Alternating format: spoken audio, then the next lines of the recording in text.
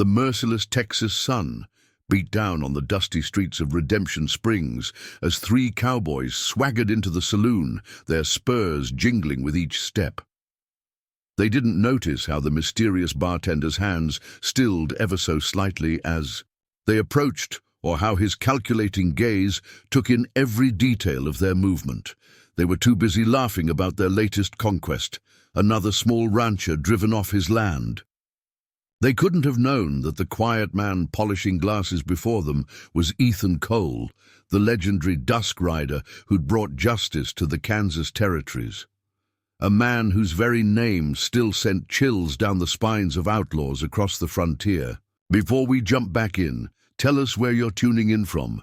And if this story touches you, make sure you're subscribed, because tomorrow I've saved something extra special for you. The town of Redemption Springs sat like a pearl in the rough. Embrace of the Texas hill country, its whitewashed buildings and neat wooden sidewalks speaking of prosperity earned through honest work. The afternoon stage had just arrived, bringing with it the usual mix of dust-covered travelers and mail packets. Among them, a letter addressed to William Hayes, proprietor of the Silver Dollar Saloon. Will, as the townsfolk knew him, had arrived in Redemption Springs 2 years ago, purchasing the rundown saloon with savings he claimed came from years of careful work back east. Under his quiet but steady guidance, the Silver Dollar had transformed from a rough dive into the respectable heart of the community. His gentle manner and slight Eastern accent led most to dismiss him as just another failed city man trying to make a new start in the West. The letter in his hand bore a U.S. Marshal's seal, but Will tucked it away unopened as Sarah Mitchell, the young schoolteacher, entered the saloon. Her father's ranch bordered the growing Mitchell-Cooper spread, whose hired guns had been pressuring smaller ranchers to sell out. "The usual, Miss Mitchell?" Will asked, already reaching for the sarsaparilla he kept stocked just for her. His movements were deliberately measured, almost hesitant, matching the persona he'd carefully crafted. "Please, Mr. Hayes." Sarah's smile carried worry beneath its warmth. "Though I expect we won't be regular customers much longer. Cooper's men paid another visit to Pa yesterday." Will's hands remained steady as he poured her drink, but his eyes caught every detail. The slight tremor in her voice, the way her fingers twisted the simple silver ring she wore. "Trouble? Nothing direct, just friendly suggestions about how dangerous ranching can be for aging men." Sarah's chin lifted with a defiance that reminded Will of someone he'd known long ago. "Pa won't sell, though. This land's been Mitchell territory since before Texas was a state." Will nodded sympathetically, maintaining his facade of concerned but helpless neighborliness. He didn't mention how he'd noted Cooper's increasing pressure on local ranchers, or how he'd observed the changing patterns of the man's hired guns moving through town. The saloon's bat-wing doors swung open, admitting 3 of those very men. Trail dust coated their clothes, but their guns were clean and well-oiled. Will recognized Jake Turner, Cooper's lead enforcer. From the detailed descriptions in the marshal's reports, he definitely hadn't been reading. "Well, if it ain't the prettiest. Schoolmarm west of the Mississippi," Turner drawled, tipping his hat with exaggerated courtesy. "Shouldn't you be teaching young'uns their letters instead of frequenting establishments of ill repute?" "The Silver Dollar as respectable as any establishment in town, Mr. Turner," Sarah replied coolly, though Will noticed how she shifted slightly, keeping the bar between herself and the Cowboys. "Respectable?" Turner laughed, the sound carrying no genuine mirth. "Run by an Eastern dandy who probably doesn't know which end of a gun to hold?" His companions chuckled on cue, their hands resting casually near their holsters. Will kept his expression mild, his movements deliberately uncoordinated as he wiped down the bar. Every instinct honed through years of bringing justice to the lawless territories screamed at him to act, but he'd learned patience in the hardest of schools. "Now, Mr. Turner," he said, letting a slight tremor enter his voice. "There's no need for unpleasantness. What can I get you, gentlemen?" Turner's smile showed too many teeth. "Whiskey, the good stuff you keep for special customers." He emphasized the last words, making them a threat. "We'll turn to fetch a bottle," using the movement to mask how his eyes tracked the positions of all three men in the bar's mirrors. He'd installed those mirrors himself, carefully arranging them to eliminate blind spots. Just good business practice, he'd told folks. Nothing to do with tactical advantages in confined spaces. As he poured their drinks, the Cowboys' conversation carried clearly through the quiet saloon. They discussed their latest success, how the Peterson family had finally sold their ranch after a mysterious fire destroyed their barn. Will's hand tightened fractionally on the bottle, remembering John, Peterson's children, whom he'd seen playing in the street just last week. "Shame about them accidents," Turner said loudly, clearly meant for Sarah's ears. "Never know what might happen out here in the territories. Man ought to think about his family's safety." Sarah stood, her dignity a shield against their crude implications. "Good day, Mr. Hayes," she said, placing a coin on the counter. "Please tell Beth I'll see her Sunday at church." Will nodded, carefully not watching as she left. Beth, his ward, whom most assumed was his niece, had formed a close friendship with the schoolteacher. He'd tried to discourage it, knowing how attachments it could become vulnerabilities, but Beth had their mother's determination. "Ain't it polite to ignore paying customers, barkeep?" one of Turner's men called out. "Especially ones who might be owning this place soon enough." Will turned back to them, his expression carefully blank. "I'm not sure I understand, sir." Turner leaned forward, alcohol already loosening his tongue. "Way I hear it, Cooper's looking to own every business of consequence in Redemption Springs. Man like you, all alone out here." He left the threat hanging. "I'm just a simple businessman," Will replied, his voice carrying exactly the right amount of nervous submission. "The silver dollars, all I have." "Then best think hard about your future," Turner sneered. "Lots of accidents happening lately. Shame if something happened to your fine establishment, or that pretty niece of yours." Will's hand tightened on the glass he was polishing, but he kept his rising anger masked behind the facade he'd spent 2 years building. They couldn't know that he'd once tracked 7 men across 3 territories for threatening his family. They didn't know that the careful positioning of tables in the saloon was designed to create clear firing lanes, or that weapons were hidden within easy reach beneath the bar. The letter in his pocket carried news he'd been expecting, confirmation that Cooper's operation was part of something larger, a systematic effort to seize control of key territories. Before the railroad arrived, the same pattern he'd seen and stopped in Kansas, though this time the corruption wore a businessman's face instead of a bandit's mask. As Turner and his men swaggered out, already planning their next act of intimidation, Will allowed himself a small smile. They saw what he needed them to see, a mild-mannered Easterner out of his depth in the rough territories. They didn't notice how he'd counted their ammunition, noted their draw patterns, identified their weaknesses. Didn't realize that while they were watching the town, he'd been watching them. The sun began its westward descent, painting Redemption Springs in shades of gold and shadow. Will cleaned glasses with methodical precision, every movement maintaining his carefully constructed image. But beneath that peaceful exterior, Ethan Cole, the legendary Dusk Rider, was alert and calculating. The time for deception was coming to an end. Tonight, Beth would help him check the hidden caches of weapons and supplies he'd been accumulating.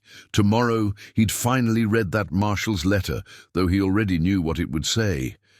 Cooper's men had made a crucial mistake in threatening his new home, his chosen family.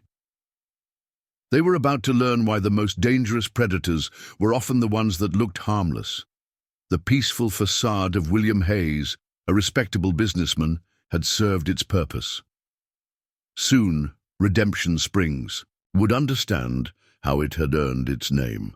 Will's evening routine continued with practiced normality. As the last rays of sunlight painted the saloon's weathered walls, he meticulously checked the day's receipts, a task that also allowed him to observe Cooper's men through the window as they made their way toward the Lucky Strike, a rowdier establishment down the street. The soft sound of footsteps on the back stairs announced Beth's return from her afternoon duties at the church. At 17, she carried herself with the quiet confidence of someone who'd learned to survive hardship. Most folks assumed she was Will's niece from back east, a story that explained their different colorings, her auburn hair contrasting with his darker features. Few questioned why a respectable businessman would take in an orphaned relative, and none suspected she was actually Sarah Cooper's daughter, hidden away for her own protection when her father was murdered 5 years ago. Sarah's PR stopped by. "The church," Beth said quietly, beginning her usual task of arranging chairs for the evening crowd. "Wanted to warn us that Cooper's men have been asking questions about you." Will nodded, maintaining his deliberate movements as he stored the day's earnings in the safe. "What kind of questions?" "About your past, mostly. Where you came from, if anyone's ever seen you handle a gun." Beth's movements were as careful as his own, learned from years of watching him maintain his cover. "Reverend Wallace says they offered Timothy Jones good money to write back east and check your references." Timothy Jones, the telegraph operator who'd arrived 6 months ago, was another piece in Will's carefully assembled network. Like Marshall Hayes in Austin, Jones understood the value of certain messages being delayed or misrouted. The evening brought the usual mix of cowboys and townspeople to the silver dollar. Will served drinks with careful precision, his movements deliberately lacking the fluid grace that had once made him famous from Kansas to the Mexican border. He maintained pleasant but forgettable conversations, gathering information while appearing to simply make small talk. Preparing and narrating this story took us a lot of time, so if you are enjoying it, subscribe to our channel. It means a lot to us. Now back to the story. Dr. Anderson, treating himself to his weekly glass of bourbon, mentioned treating one of Cooper's men for a bullet wound. Claimed it was a hunting accident, the doctor said, his voice carrying clear disapproval.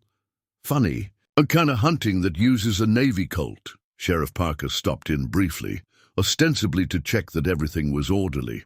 The lawman's eyes held worry as he delivered his real message. "Riders coming in from the north, 10, maybe 12, well armed."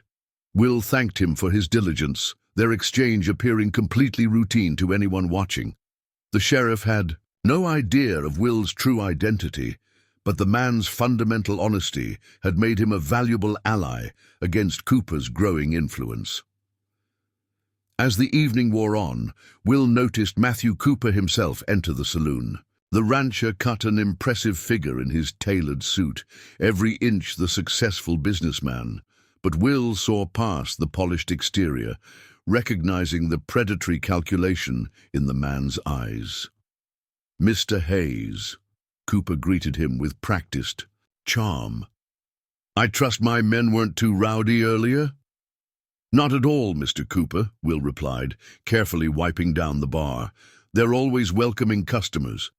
Cooper studied him with the same intensity he might evaluate a piece of property.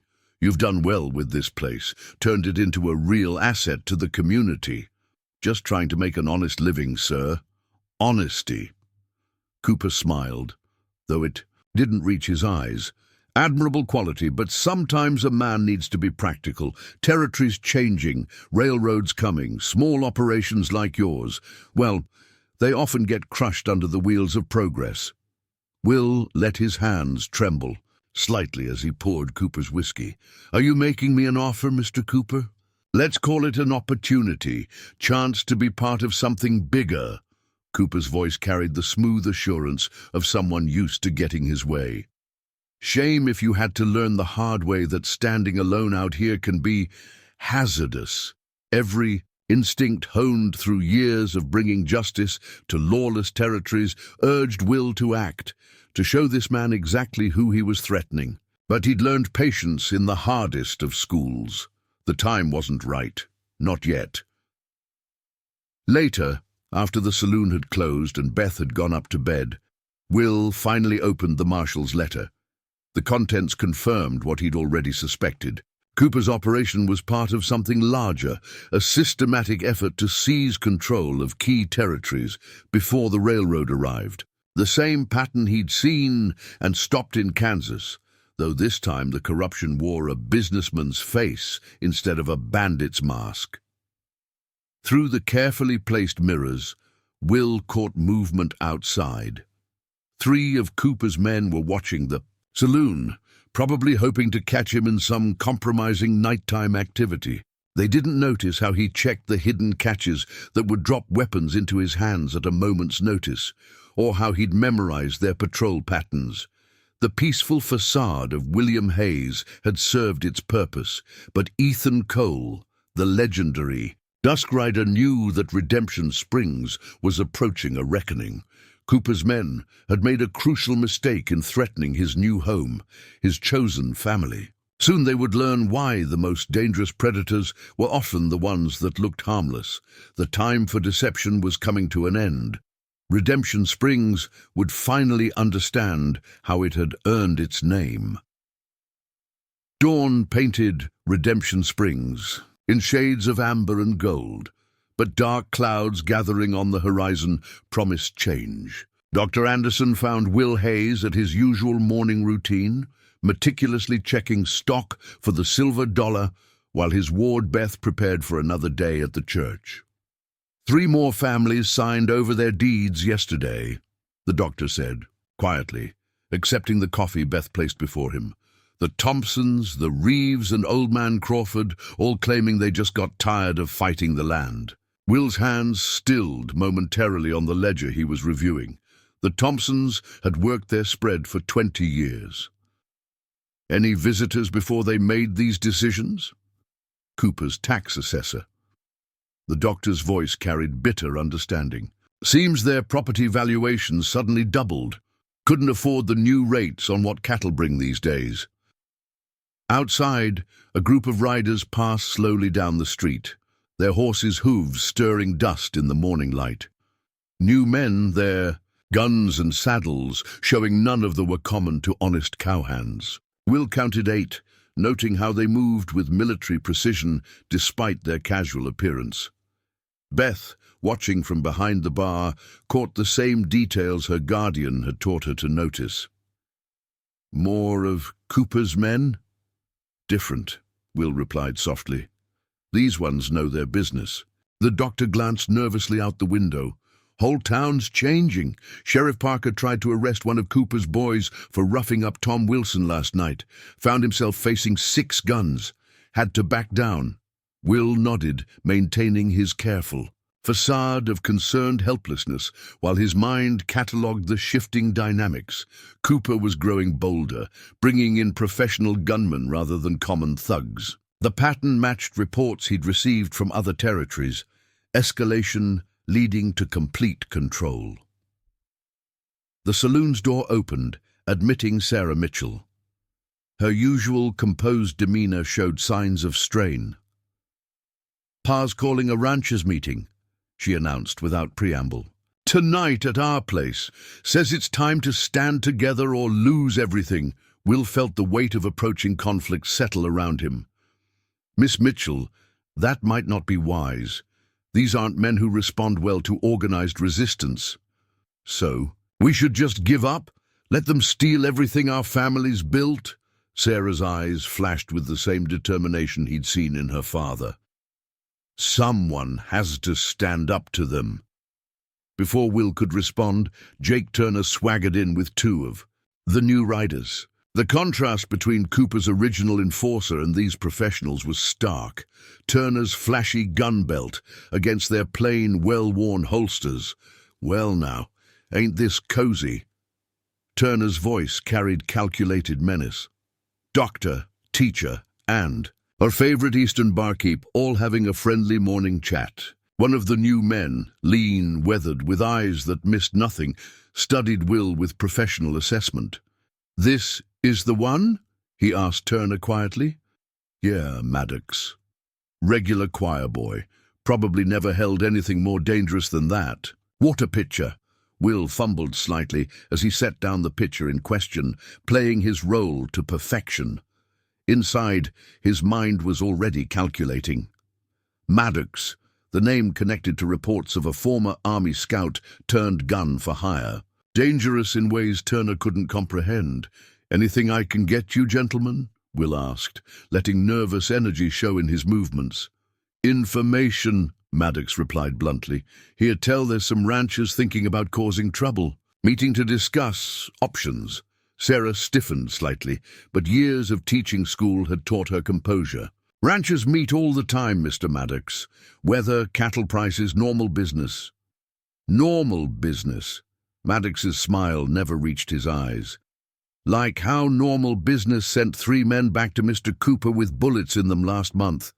No witnesses, no tracks, just dead men who got too rough with local folks." Will kept his expression carefully blank, though he noted how Maddox's companion had drifted to a position covering the door.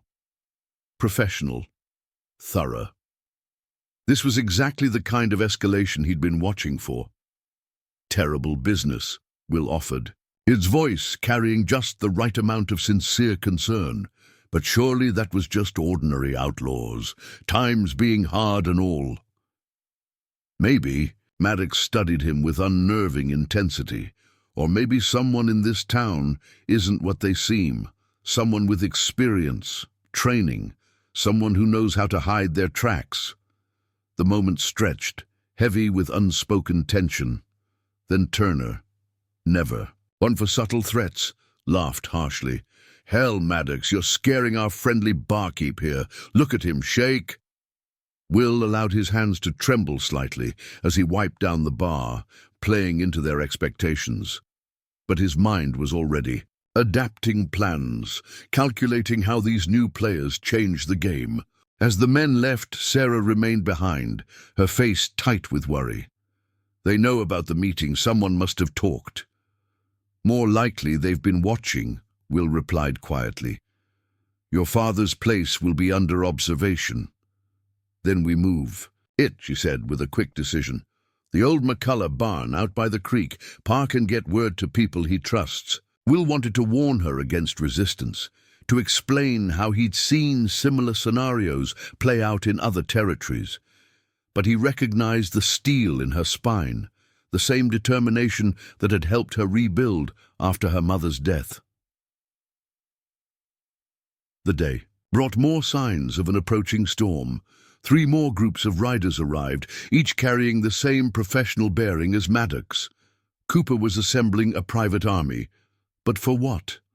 The railroad wasn't due for months, and he already controlled most of the valley. Beth, returning from the church with fresh intelligence gathered from townspeople, provided a possible answer.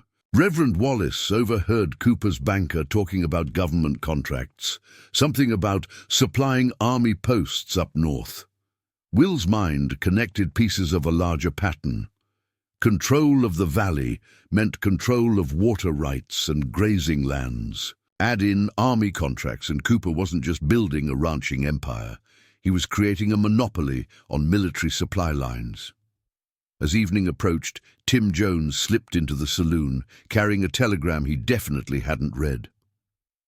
The message, encoded in a simple substitution cipher, confirmed Will's suspicions. Cooper's operation was part of something larger, a systematic effort to control key territories before the Transcontinental Railroad's western expansion.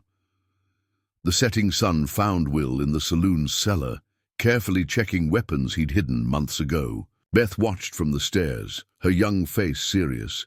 "It's starting, isn't it? Like in Kansas." "Similar," Will admitted, testing the action on a carefully maintained Winchester. "But Cooper's smarter than the Kansas crowd, more organized." "That's why he brought in Maddox," Beth observed. "He knows someone's been interfering with his operation. I want professionals to handle it." Will nodded, proud of her tactical assessment while wishing she'd never had to learn such skills. "They'll be watching the McCullough barn tonight. Probably plan to make an example of anyone who attends Mitchell's meeting." Then we have to warn them. We will. Will's voice carried quiet certainty. But first, we need to understand exactly what we're dealing with. Cooper's new men. They're not just hired guns. They're soldiers. The way they move, how they position themselves. Someone's planning this like a military operation. The peaceful facade of William Hayes would need to hold a little longer, maintaining the deception while he gathered intelligence. But beneath that careful mask, Ethan Cole was preparing for war. Cooper's escalation demanded a response, but it had to be precise, calculated. One wrong move would put the entire town at risk. Thunder rolled in the distance as storm clouds gathered over Redemption Springs. Soon, the town would understand that it sat at the center of forces far larger than Cooper's ambitions. The time for subtle resistance was ending. The storm was coming, and with it, a reckoning that would shake the very foundations of the territory. Night crept over Redemption Springs like a heavy blanket, bringing with it an unusual stillness. Sarah, Mitchell's warning about the ranchers' meeting had stirred something in Will's memory, a similar gathering in Kansas that had ended in bloodshed. But this time he had advantages his enemies couldn't suspect. More riders coming in, Beth reported from her position near the window. She'd learned to count horsemen by the sound of hoofbeats alone. From the east this time, moving quietly. Will watched through the carefully placed mirrors as another group of men rode past the saloon. These weren't Cooper's usual roughnecks, or even Maddox's professionals. Their horses showed signs of long travel, and their gear spoke of serious purpose. Dr. Anderson hurried in through the back door, his usually calm demeanor shaken. Just treated one of Cooper's men, bullet wound, trying to pass it off as a hunting accident. But Will, he lowered his voice, the bullet was an army issue. These new fellows Cooper's bringing in, they're not just hired guns. Will's mind raced through implications. Military-trained men, army ammunition, the government contracts Beth had mentioned. Pieces of a puzzle were falling into place. Cooper wasn't just trying to control the valley. He was building infrastructure for something larger. The saloon's main door opened, admitting Sheriff Parker. The lawman's face carried the weight of difficult decisions. "Got word from the marshal in Austin," he said quietly, accepting the coffee Beth offered. "They're pulling my deputy appointment. Say there've been complaints about my conduct." "Cooper's influence reaches that far?" Will asked, though he already knew the answer. "Further." Parker's voice was bitter. "Judge Wilson's been replaced too. New circuit judge arriving next week. Guess who recommended him?" Before Will could respond, the door burst open again. Jake Turner swaggered in with Maddox and three others Will didn't recognize. The contrast between Turner's flashy confidence and Maddox's cold professionalism had never been starker. "Evening, gentlemen," Will greeted them, maintaining his careful facade.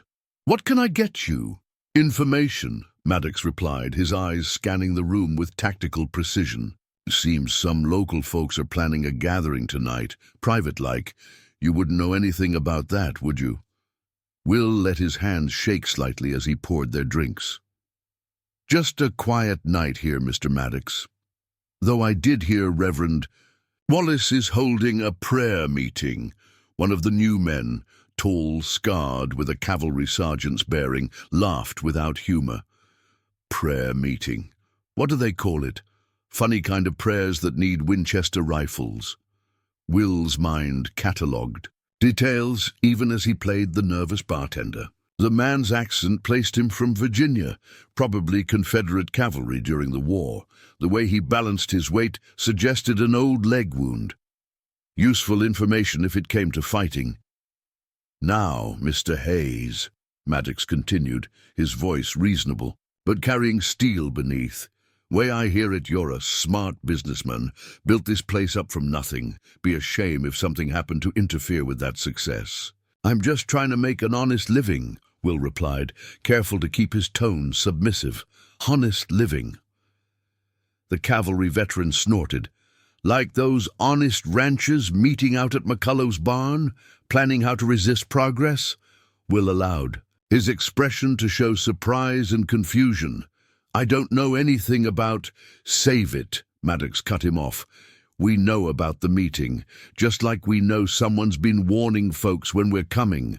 Someone who notices things, keep track of our movements. His eyes bored into Will's. Someone who's not as simple as they pretend to be. The moment stretched, heavy with unspoken threat. Then Turner, impatient as always, slammed his glass down. Enough talk. Let's just burn them out when they gather. Send a message these yokels won't forget. Crude, the cavalry veteran observed. Effective but crude. Better to let them meet, see who shows up, make examples of the ringleaders. Will's hands clenched slightly on the glass he was polishing, but he kept his rising anger masked. These men were discussing murder with the casual ease of those who'd done it before. But their conversation revealed valuable intelligence about their methods and hierarchy. The door opened again, admitting Timothy Jones. The telegraph operator's face showed carefully controlled urgency. Mr. Hayes, message came for you from the east about your property arrangements. Will recognized the prearranged signal, important information that couldn't wait. Excuse me, gentlemen, business matters. In the telegraph office, Jones's hands shook slightly as he handed over the decoded message. Riders spotted heading north from Austin. 20, maybe more. Well armed, moving fast. Cooper's reinforcements? No. Jones swallowed hard. They're flying cavalry guidons, real army patrol, responding to reports of large-scale illegal activities in the territory. Will's mind raced through implications. An army patrol could complicate things enormously. If they arrived before Cooper's plan reached fruition, the evidence might disappear. If they came too late, they'd find a town already under complete control. There's more, Jones added. That new Judge Cooper's bringing in. Did some checking. He served under General Matthews during the war. Matthews, the name carried weight. The general had been investigated for profiteering, but witnesses had disappeared before charges could be filed. Another piece of the larger puzzle clicked into place. Returning to the saloon, Will found Maddox and his men preparing to leave. Their casual manner couldn't quite hide the purposeful way they checked their weapons. "Remember what we discussed, Mr. Hayes," Maddox said quietly. "Smart businessmen know when to look the other way, when to keep their doors closed and their mouths shut." After they left, Beth emerged from the back room where she'd been listening. "They're going to attack the meeting." "Yes." Will's voice carried grim certainty, "but not right away. They'll wait, let people gather. Want to make sure they get everyone who opposes them. We have to warn Sarah's father. We will." Will checked the hidden compartment beneath the bar, where weapons waited for the moment they'd be needed. "But first, we need to understand exactly what we're dealing with. Cooper's new men, Matthews' connection, the army contracts, it's all tied together." Thunder rolled across the darkening sky as storm clouds gathered over Redemption Springs. The peaceful facade of William Hayes had served its purpose, gathering intelligence and assessing threats. But times were changing. Cooper's escalation demanded a response, and soon the town would learn why the most dangerous predators were often the ones that looked harmless. The storm was coming, bringing with it a reckoning that would shake the very foundations of the territory. And in its midst, the legend of the Dusk Rider would rise again. Midnight found Will Hayes in the Silver Dollar's secret cellar, a space whose existence was known only to him and Beth. Hidden behind carefully constructed wine racks, the room held more than just the weapons cache most would expect. Maps covered. On wall, detailing property boundaries, water rights, and cattle trails throughout the territory. Careful notes marked changes in ownership, pattern of raids, and movements of Cooper's men. "Another message from Marshal Reynolds," Beth said, descending the stairs with a freshly decoded telegram. "3 more army supply wagons hit last week up near Fort Davis. No survivors. Will studied the location she marked on the map. Same pattern. Raids blamed on Apache or Comanche, but the tracks tell a different story. The cellar reflected years of meticulous preparation.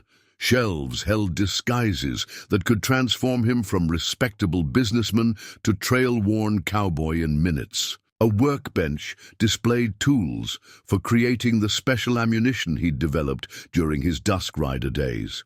Rounds that left distinctive marks, allowing him to track which of Cooper's men had been involved in various raids.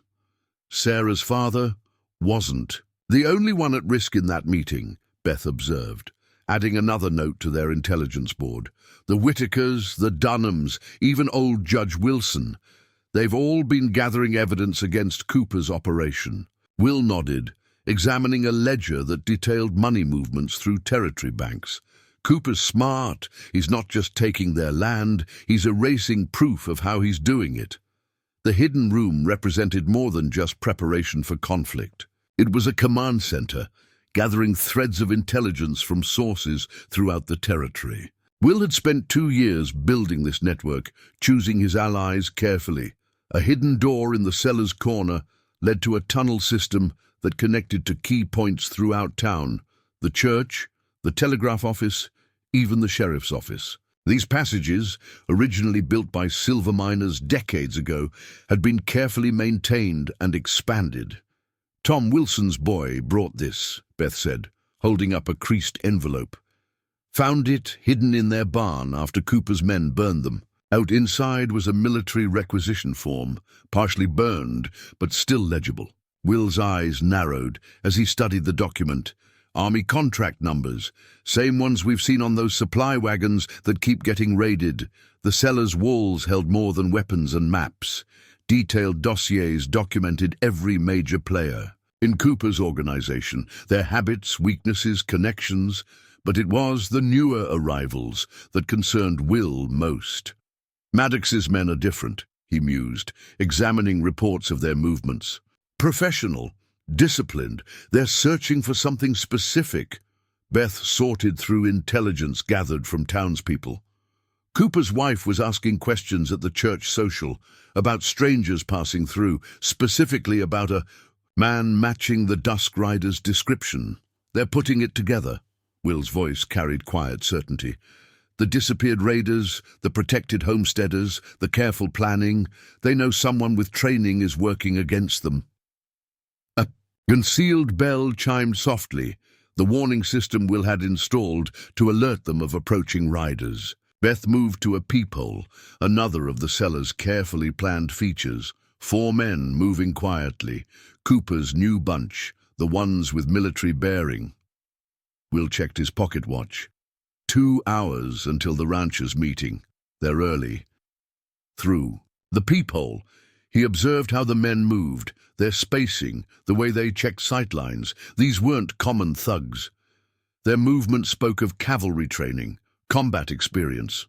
They're setting up observation points, he noted, planning to track everyone who attends the meeting. The cellar contained one more secret, hidden behind a false wall. Here, Will kept evidence of his true identity, newspaper clippings about the Dusk Rider's exploits, wanted posters offering rewards for information, letters from grateful families he'd helped. But mixed with these were newer documents, pointing to something larger than Cooper's land grab. Look at this, Beth said, examining bank records they'd quietly copied. Cooper's operation, it's not just here. Same pattern in 3 other territories. Land grabs, corrupted officials, controlled violence. Will's careful intelligence gathering had revealed a conspiracy that stretched far beyond Redemption Springs. Cooper was just one piece of a larger operation, using the coming railroad to seize control of key territories. A hidden telegraph key, connected to a private line that bypassed the main office, began clicking. Beth, who'd learned the code years ago, translated, Marshal Reynolds reports movement from Fort Davis. Army patrols increased. Someone high up is taking notice. The cellar's careful organization reflected years of experience fighting corruption across the frontier. Each detail, from the positioned mirrors to the escape routes, showed the mind of someone who'd learned harsh lessons about preparation. Cooper's men aren't just watching the town, Will observed, studying recent patrol patterns. They're securing approaches, establishing fallback positions, military tactics. Beth, who'd learned to read such signs as clearly as her school books, nodded, like they're preparing for more than just intimidating ranchers. The hidden room held one more crucial element, a carefully maintained journal documenting every step of Will's investigation, not just of Cooper's operation, but of the larger conspiracy it represented. Evidence that would expose corruption reaching into the highest levels of territorial government. A floorboard creaked above, the special signal they'd arranged with Timothy Jones. Beth quickly ascended to receive his message while Will continued studying patrol patterns. "Army supply contract numbers," she reported, returning with a decoded message. "They match the ones from the burned wagons. But there's more. These contracts were approved by General Matthews himself." Will's expression hardened. Matthews? The connection explained the military precision of Cooper's new men. The general's corruption during the war had gone unpunished due to disappeared witnesses and lost evidence. "This goes beyond land grabbing," Will said quietly. "They're building something bigger. Control of water rights, grazing lands, army supply routes. They're creating an empire." The seller's careful organization had helped him uncover the pattern. Cooper's operation matched others he'd seen and stopped, but the scale was larger, the planning more sophisticated. Through carefully placed observation points, Will watched. Cooper's men continued their preparations. They were professionals, thorough in their work, but they didn't know about the tunnel network that would allow him to move unseen, or the carefully planned countermeasures he'd spent years preparing.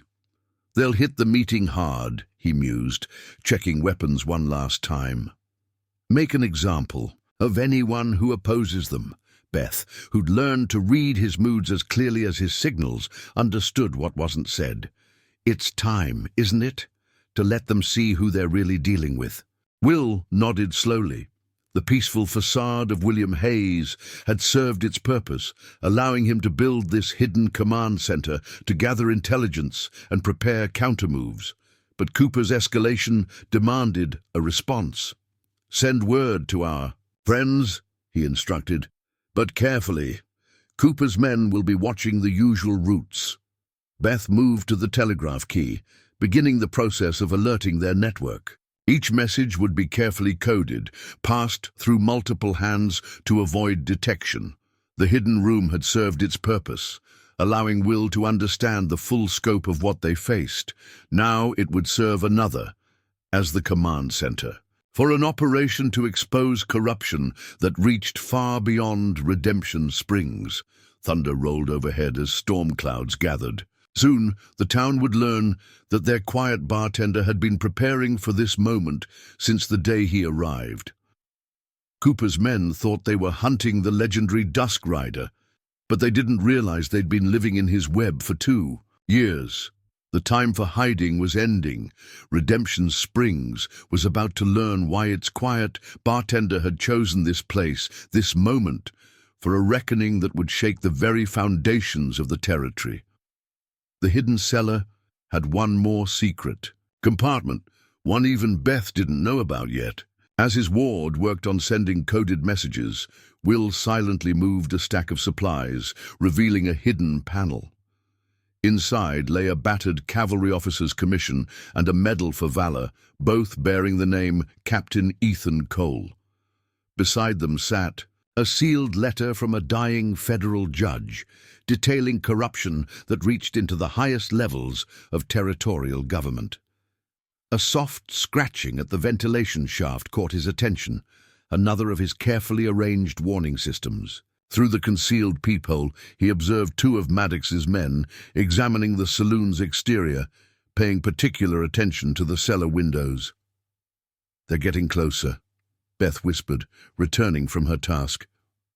"That tall one, the one with the cavalry bearing, he spent 10 minutes this morning just studying our door hinges." Will nodded, unsurprised. Former Army scout. Probably noticed the modifications I made for quick access. The hidden room contained more than just weapons and intelligence. A comprehensive set of surveyor's tools and maps allowed him to understand every aspect of the surrounding territory. He'd spent months mapping underground water sources, knowing that control of water would be crucial in the coming conflict. Another telegram from Fort Davis, Beth reported, returning to the telegraph key. Army payroll shipment delayed. They're requesting alternate route information. Will's expression hardened. Not delayed, diverted. Cooper's men will hit it. Blame it on Indians. Same pattern as the supply wagons. The seller's careful organization had helped him piece together how Cooper's operation worked. Land grabs were just the surface. The real money came from controlling military supply lines and manipulating army contracts. A hidden ledger detailed payments to corrupt officials, carefully traced through multiple banks. Will had spent months following the money trail, understanding how Cooper's empire was financed. Sarah's father wasn't just gathering evidence about land grabs, Beth observed, studying recent intelligence. He was tracking military supply shipments, noticed the pattern of raids.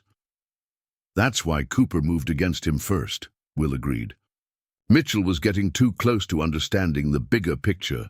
Through another observation point, Will watched as more of Cooper's men arrived in town. These newest arrivals carried themselves differently. Not just military training, but something more specific. Rangers, he murmured, recognizing their bearing. Former Texas Rangers. Cooper's building quit the Army. Beth, who'd learned to read such signs from years at his side, nodded. Like they're preparing for more than just intimidating ranchers. The hidden room's most crucial feature was its connection to a broader network. Will had spent years establishing relationships with honest lawmen, telegraph operators, and merchants throughout the territory. Each played their part in gathering intelligence and preparing for this moment, a particular sequence of bells. Their warning system's most urgent signal drew their attention. Beth moved to receive the message, while Will continued studying the new arrivals. Marshal Reynolds sent an emergency wire, she reported, her voice tight with concern. 3 more Army patrols ambushed near Fort Davis. But here's the strange. In part, witnesses reported seeing uniformed men among the attackers. Will's mind raced through implications. Cooper's men are using stolen uniforms, making it look like rogue army units are responsible for the raids. The seller's careful organization had helped him uncover this pattern. It matched techniques he'd seen during the war, methods used by certain cavalry units to disguise their true activities. Through carefully hidden observation points, Will watched Cooper's men continue their preparations. They were professionals, thorough in their work, but they didn't know about the tunnel system that would allow him to move unseen, or the carefully planned countermeasures he'd spent years preparing. A hidden compartment beneath the workbench contained Will's most damning evidence: documents, proving that General Matthews himself was coordinating these activities across multiple territories. The general's corruption during the war had gone unpunished thanks to disappeared witnesses and lost evidence. But this time, Will had ensured the proof was preserved in multiple locations. Cooper's operation is just one piece, he explained, to Beth, showing her the connected evidence. Matthews is building something larger, using the chaos of frontier development to establish control over key territories before the railroad arrives. The hidden room's walls held detailed maps of 3 territories, showing how control of key water rights and transportation routes could allow a small group to dominate the entire region. They're not just stealing land, Beth realized, studying the pattern. They're building infrastructure for something bigger, something that will let them control everything once the railroad comes through. Will nodded, pleased with her tactical assessment. Control the water, control the supply lines, control the territory.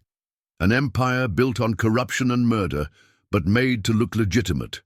A hidden signal from above. 3 slow creaks of a specially prepared floorboard indicated that Timothy Jones had urgent news. Beth quickly ascended to receive his message while Will continued analyzing patrol patterns. "Army orders," she reported, returning with a decoded message. "General Matthews is personally taking command of operations in this territory. He's leading a full cavalry regiment, supposedly to deal with Indian raids." Will's expression hardened. Matthews' direct involvement confirmed the importance of their operation here. The general wouldn't risk exposing himself unless something crucial was at stake. The cellar's careful design would soon serve another purpose, as a command center, for an operation to expose corruption that reached into the highest levels of territorial government. Each piece of evidence, each connection he'd uncovered, would help bring down not just Cooper's local operation, but Matthews' entire corrupt empire. Thunder rolled overhead as storm clouds gathered. Soon, Redemption Springs would learn that their quiet bartender had been preparing for this moment since the day he arrived. Cooper's men thought they were hunting the legendary Dusk Rider, but they didn't realize they'd been living in his web for 2 years. The time for hiding was ending. Will checked his weapons one last time, each movement precise and practiced. Tonight, at the ranchers' meeting, Cooper's men would learn why the most dangerous predators were often the ones that looked harmless. And in that revelation, Redemption Springs would understand that it sat at the center of a struggle for the very soul of the frontier. The afternoon sun cast long shadows across Redemption Springs as Sarah Mitchell's young brother Tommy burst into the Silver Dollar, his face flushed with urgency. "Mr. Hayes, they took Pa!"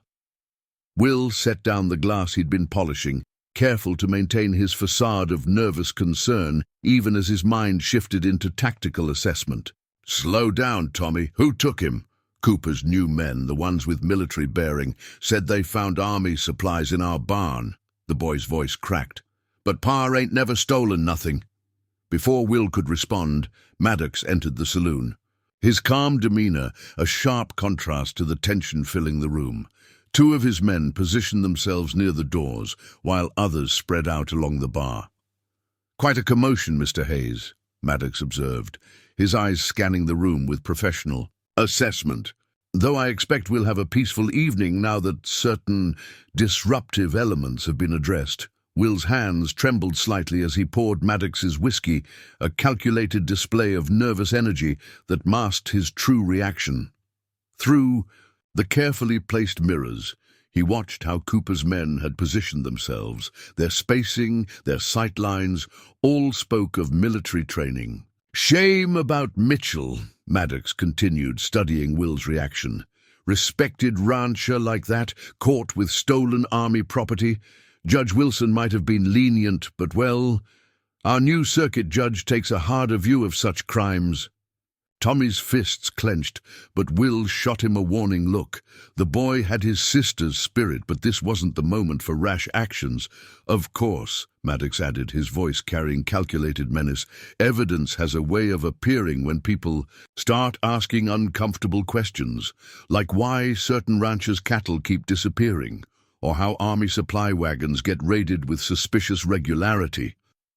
The saloon's door opened again, admitting Jake Turner and the former cavalry sergeant Will had noted earlier. They dragged between them a familiar figure, Timothy Jones, the telegraph operator's face bloody from rough handling. "Found this one sending interesting messages," Turner announced with cruel satisfaction. "All coded like. Almost as if someone's been coordinating resistance against Mr. Cooper's legitimate business interests." Will's mind raced through implications. If they'd caught Jones sending coded messages, how much of their network had been compromised? But the telegraph operator's slight wink, visible only to Will, carried reassurance. Jones had been prepared. For this possibility had sent only what they wanted Cooper's men to see. "Now, Mr. Hayes," Maddox said smoothly, "we find ourselves at an interesting crossroads. A respected businessman like yourself, surely you understand the importance of progress, the necessity of certain changes in territorial management. The moment stretched, heavy with unspoken threat.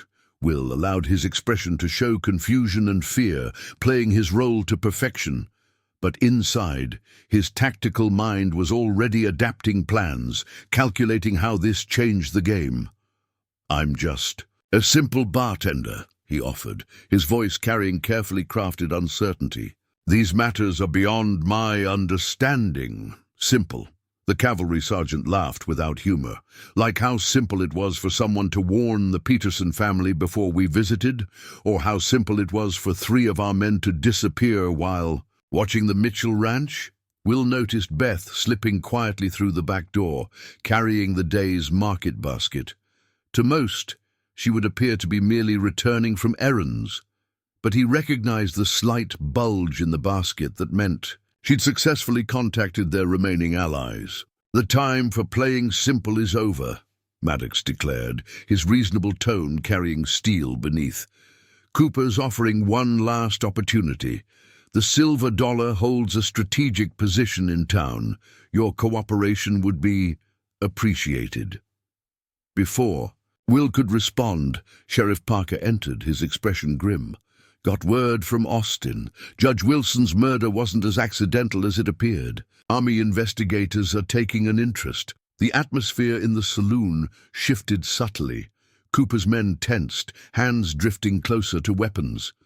They couldn't know that Parker's announcement was a signal, carefully arranged to indicate that their allies were in position. "Unfortunate timing," Maddox observed coldly. "Seems a lot of accidents happen to folks who take too much interest in territorial affairs." Through the mirror, Will caught Beth's slight nod. She'd seen it too. The way Turner's men had moved to cover the exits, how Maddox's professionals had positioned themselves for clear firing lines. They were preparing to eliminate witnesses, to clean up loose ends. Speaking of interest, the cavalry sergeant added, "Got an interesting report from Kansas about a certain lawman who disappeared after bringing down a corrupt land scheme. The legendary Dusk Rider, they called him." Will's hands stilled momentarily on the glass he was polishing.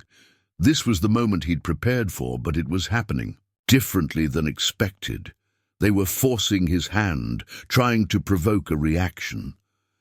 "Never paid much attention to such stories," he replied, letting nervous energy show in his movements. "Too busy trying to make this business work." "Business?" Maddox's smile showed no warmth. "Like the business of justice, of hunting down corrupt officials and crooked businessmen. That kind of business, Mr. Hayes, or should I say, Captain Cole?" The name hung in the air like gun smoke. Through the mirrors, Will saw Beth's hand slip beneath her apron, where he knew she carried a derringer. Tommy Mitchell had edged closer to the bar, near where Will had installed the hidden weapon caches. "You've got quite an imagination, Mr. Maddox," Will offered, his voice still carrying its careful facade of uncertainty. "I'm just a failed businessman from the East, trying to make a new start." "Failed businessman?" The cavalry sergeant snorted. "With a fully stocked arsenal hidden in your cellar, with a network of informants throughout the territory, with military-grade ammunition hidden in those wine casks." Will's mind raced through options. They knew too much, and had found some of his caches, but they couldn't have discovered everything, not the tunnel system, not the evidence hidden in multiple locations throughout the territory. "We're not just here about Mitchell," Maddox revealed, his voice carrying a quiet menace. "General Matthews sends his regards, says you've been interfering with vital military operations across 3 territories." The name confirmed Will's worst suspicions. Matthews was personally involved, which meant this was bigger than just Cooper's land grab. The general's corruption during the war had gone unpunished, but he'd learned from those mistakes. This time, he was being more thorough in eliminating opposition. Sheriff Parker's hand had drifted closer to his gun, but Will caught his eye, gave a slight shake of his head. Not yet. The timing had to be perfect. Seems to me, Maddox continued, we've got ourselves a problem. A simple bartender who's not so simple. A peaceful town that's becoming decidedly unpeaceful. And a lot of good men who might get hurt if things don't change. The threat hung in the air, heavy as storm clouds. Will felt the weight of choices settling around him. The facade of William Hayes had served its purpose, gathering intelligence and preparing counter-moves. But now, with Sarah's father imprisoned, and Matthew's direct involvement revealed, the game had changed. Thunder rolled overhead as storm clouds gathered. Soon, Redemption Springs would learn why its quiet bartender had chosen this place, this moment, for a reckoning that would shake the very foundations of the territory. The time for deception was ending, and in its place something far more dangerous was about to be revealed. I'll continue part 4, adding more depth while maintaining engagement and avoiding repetition. So, what's it going to be, Mr. Hayes? Maddox pressed, his reasonable tone masking deadly intent. Cooper's a generous man, willing to overlook certain suspicious activities in exchange for cooperation. Outside, lightning flickered across the darkening sky, illuminating more of Cooper's men taking positions around the saloon. Each flash revealed their tactical positioning, covering every approach, establishing clear fields of fire. Think carefully, the cavalry sergeant added. You've built something here. Good business, respected position, nice little family with that ward of yours. Be ashamed to see it all burn. Beth's fingers tightened on her market basket, but her face remained carefully neutral. Through the mirrors, Will saw Tommy Mitchell, silently sliding closer to where Sheriff Parker stood, positioning himself for what might come. Interesting thing about fire, Will replied, his voice still carrying its practiced uncertainty. Never quite burns the way you expect, creates its own winds, follows its own path. Philosophy? Turner sneered. That's supposed to scare us? But Maddox's eyes narrowed slightly. He'd caught something in Will's tone, a brief glimpse beneath the facade. Speaking from experience, Mr. Hayes, like that fire in Kansas that supposedly killed the Dusk Rider. The saloon's door opened again, admitting Dr. Anderson. The physician's usually calm demeanor showed strain. Mr. Hayes, need a word about that medical supply order? Seems there's been some confusion with the Army quartermaster. Will recognized the warning for what it was. Their allies had spotted more of Cooper's men moving into position around town. The doctor's presence also confirmed that their fallback plans were in place. Medical supplies and emergency caches positioned for what might come. Army supplies seemed to be a recurring theme, Maddox observed coldly, like those crates in Mitchell's. A barn. Interesting coincidence? Nothing coincidental about it, the cavalry sergeant growled. Same pattern as Kansas, military supplies disappearing, evidence planted on honest citizens, then a mysterious vigilante swooping in to deliver justice. Will's hands remained steady as he poured another round of drinks, but his mind was racing through options. They knew more than he'd expected, had pieced together connections he'd thought were buried, but they still didn't understand the full scope of what they faced. Tell me, Mr. Hayes, Maddox continued, how long have you been planning this? 2 years running this saloon, building your network, gathering intelligence, all while playing the simple businessman. Must have required remarkable patience. Patience is a virtue in any business, Will offered mildly. Indeed. Maddox's smile showed no warmth. Like the patience it takes to build an empire, control water rights, grazing lands, supply routes, create a power base that will dominate these territories once the railroad arrives. Through the mirrors, Will caught Beth's slight signal. More of Cooper's men were entering the stable behind the saloon, probably searching for hidden caches. They wouldn't find what they expected. Will had prepared for this possibility long ago. Progress is inevitable, the cavalry sergeant declared.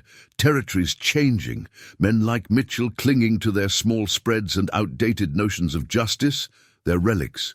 World belongs to those who understand real power. Power. Will's voice carried just a hint of steel beneath its careful facade.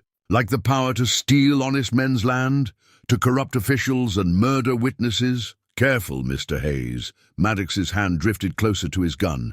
You're sounding less like a simple businessman and more like someone with strong opinions about territorial justice.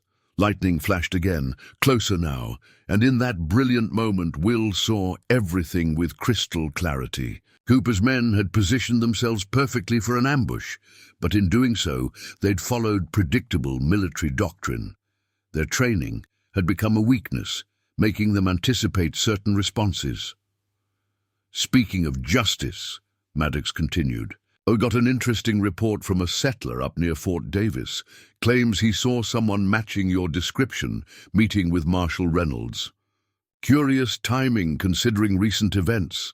Will allowed his expression to show fear, but his mind was already adapting plans. They knew about his connection to Reynolds, but not about the evidence already safely transmitted to multiple locations. Even if they destroyed the saloon, the truth would still emerge. You're making a lot of assumptions, Will offered, his voice carrying carefully crafted uncertainty. Assumptions? The cavalry sergeant laughed harshly. Like assuming you're just a failed Eastern businessman. Like assuming those modifications to your cellar are just for storing liquor. Or like assuming that pretty ward of yours is really your niece.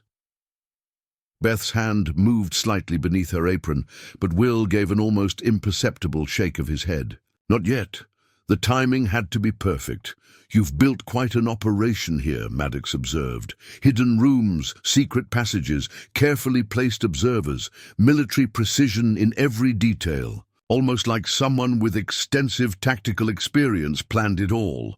Thunder rolled overhead as the storm drew closer. Through the saloon's windows, Will could see townsfolk hurrying inside, closing shutters against the approaching weather. None of them understood that they were battening down for more than just rain. Last chance, Mr. Hayes, Maddox declared softly. Cooper's offering you a place in the new order. Your skills, your connections, they could be valuable. All you have to do is accept that change is coming, that fighting it is futile. Will studied the men arrayed before him, seeing not just their current positions, but the choices that had brought them here. Maddox's cold professionalism, Turner's crude brutality, the cavalry sergeant's bitter embrace of corruption, each represented a different facet of the darkness he'd spent years fighting. The facade of William Hayes had served its purpose, allowing him to understand the full scope of what they faced. But now, with Sarah's father imprisoned and Matthew's direct involvement revealed, the time for deception was ending. Through the carefully placed mirrors, Will saw Beth's slight nod. Their allies were in position. The storm was about to break, and with it would come a revelation that would shake Redemption Springs to its foundations. The quiet bartender who'd served drinks and kept peace was about to show why the most dangerous predators were often the ones that looked harmless. And in that revelation, everything would change. Lightning split the sky as Maddox's ultimatum hung in the air. But before Will could respond, the saloon's door burst open, admitting a rain-soaked figure he hadn't seen in 5 years. Marshal Frank Reynolds, his badge glinting in the lamplight, surveyed the scene with experienced eyes. "Evening, gentlemen," Reynolds said quietly. "Hope I'm not interrupting anything." Will kept his expression carefully neutral, though his mind raced through implications. Reynolds' presence wasn't part of their planned response to Cooper's threats. Something had changed. "Marshal Reynolds," Maddox greeted him with cold courtesy. "Long ride from Austin, especially in this weather." "Funny thing about weather," Reynolds replied, moving to the bar with deliberate casualness. "Tends to wash away tracks, like the tracks those Indian raiders left near Fort Davis last week."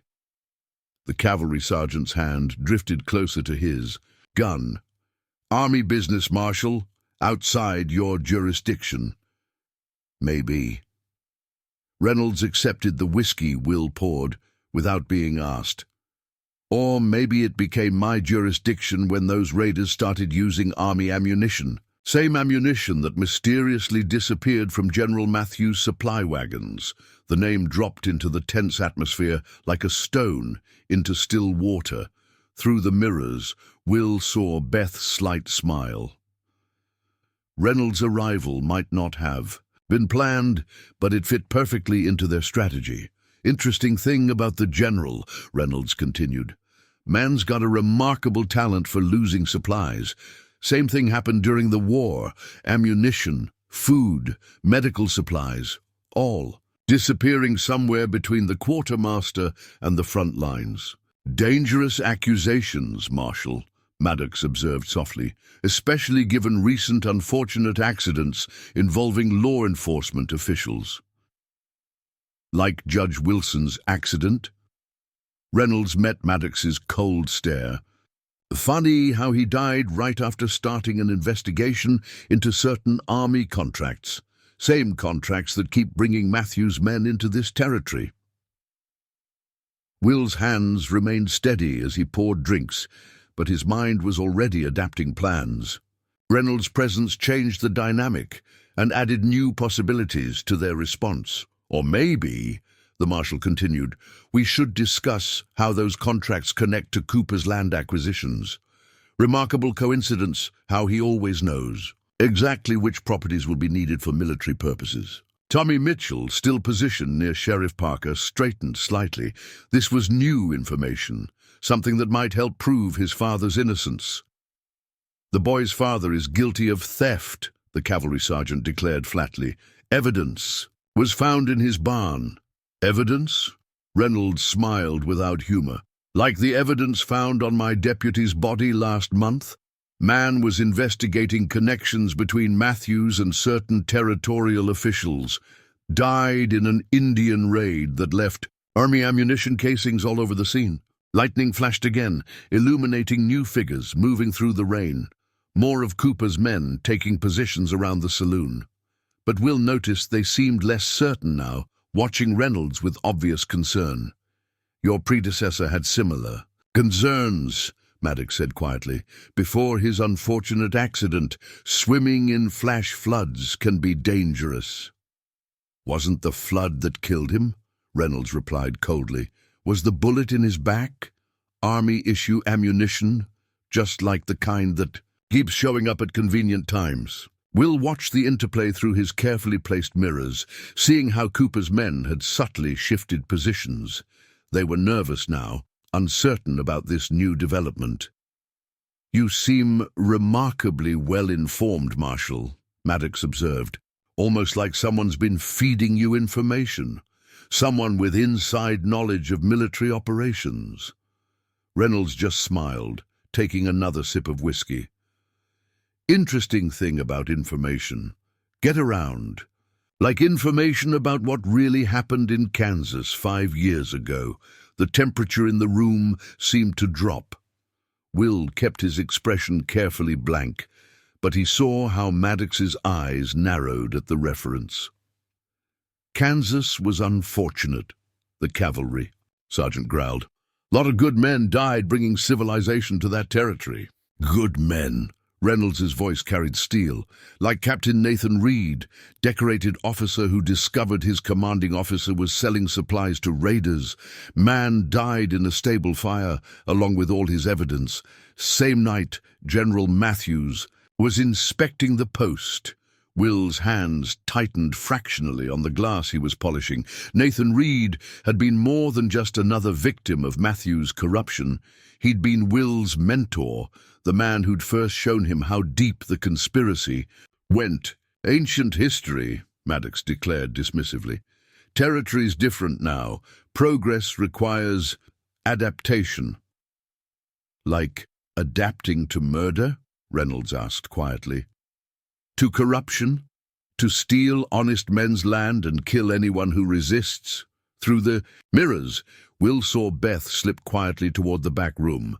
She'd recognized the shift in dynamics, understood that Reynolds' presence required adjusting their plans.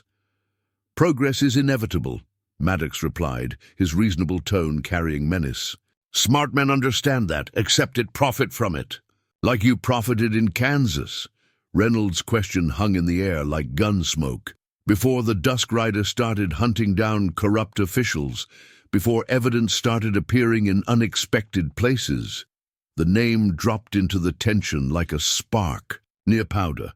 Will kept his movements deliberately uncoordinated, maintaining his facade of nervous uncertainty.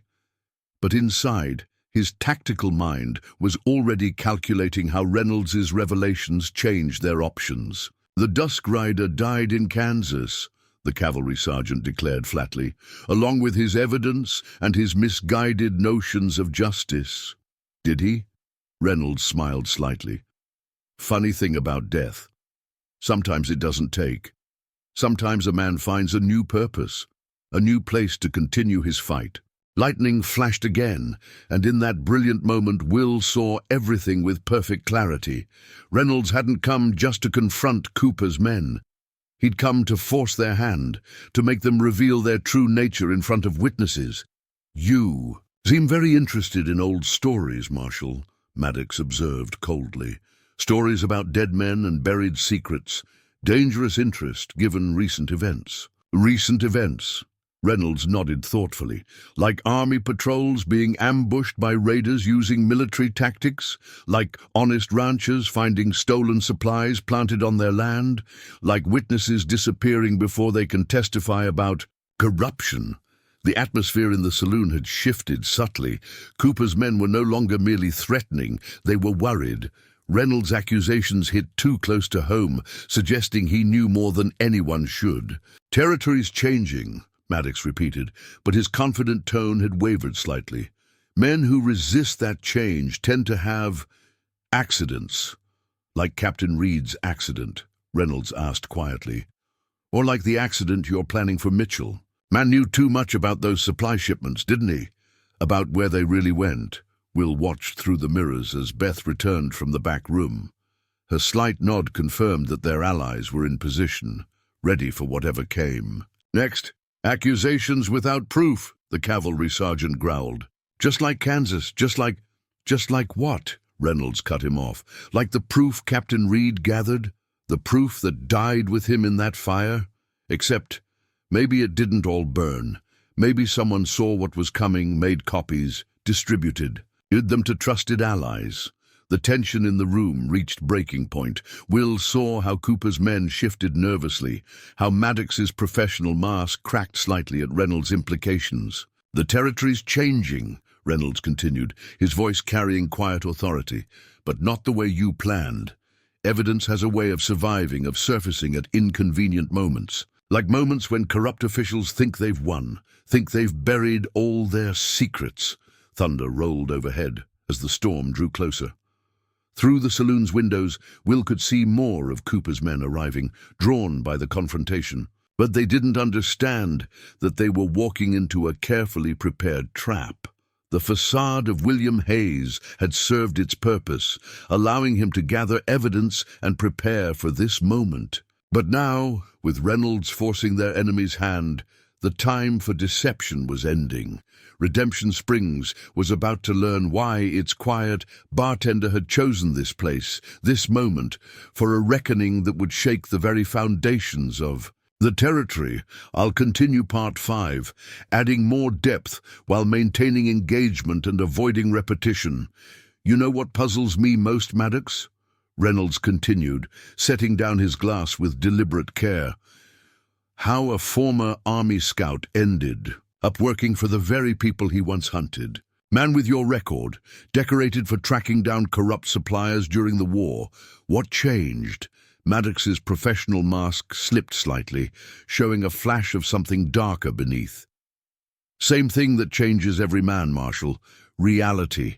Understanding how the world really works. Reality.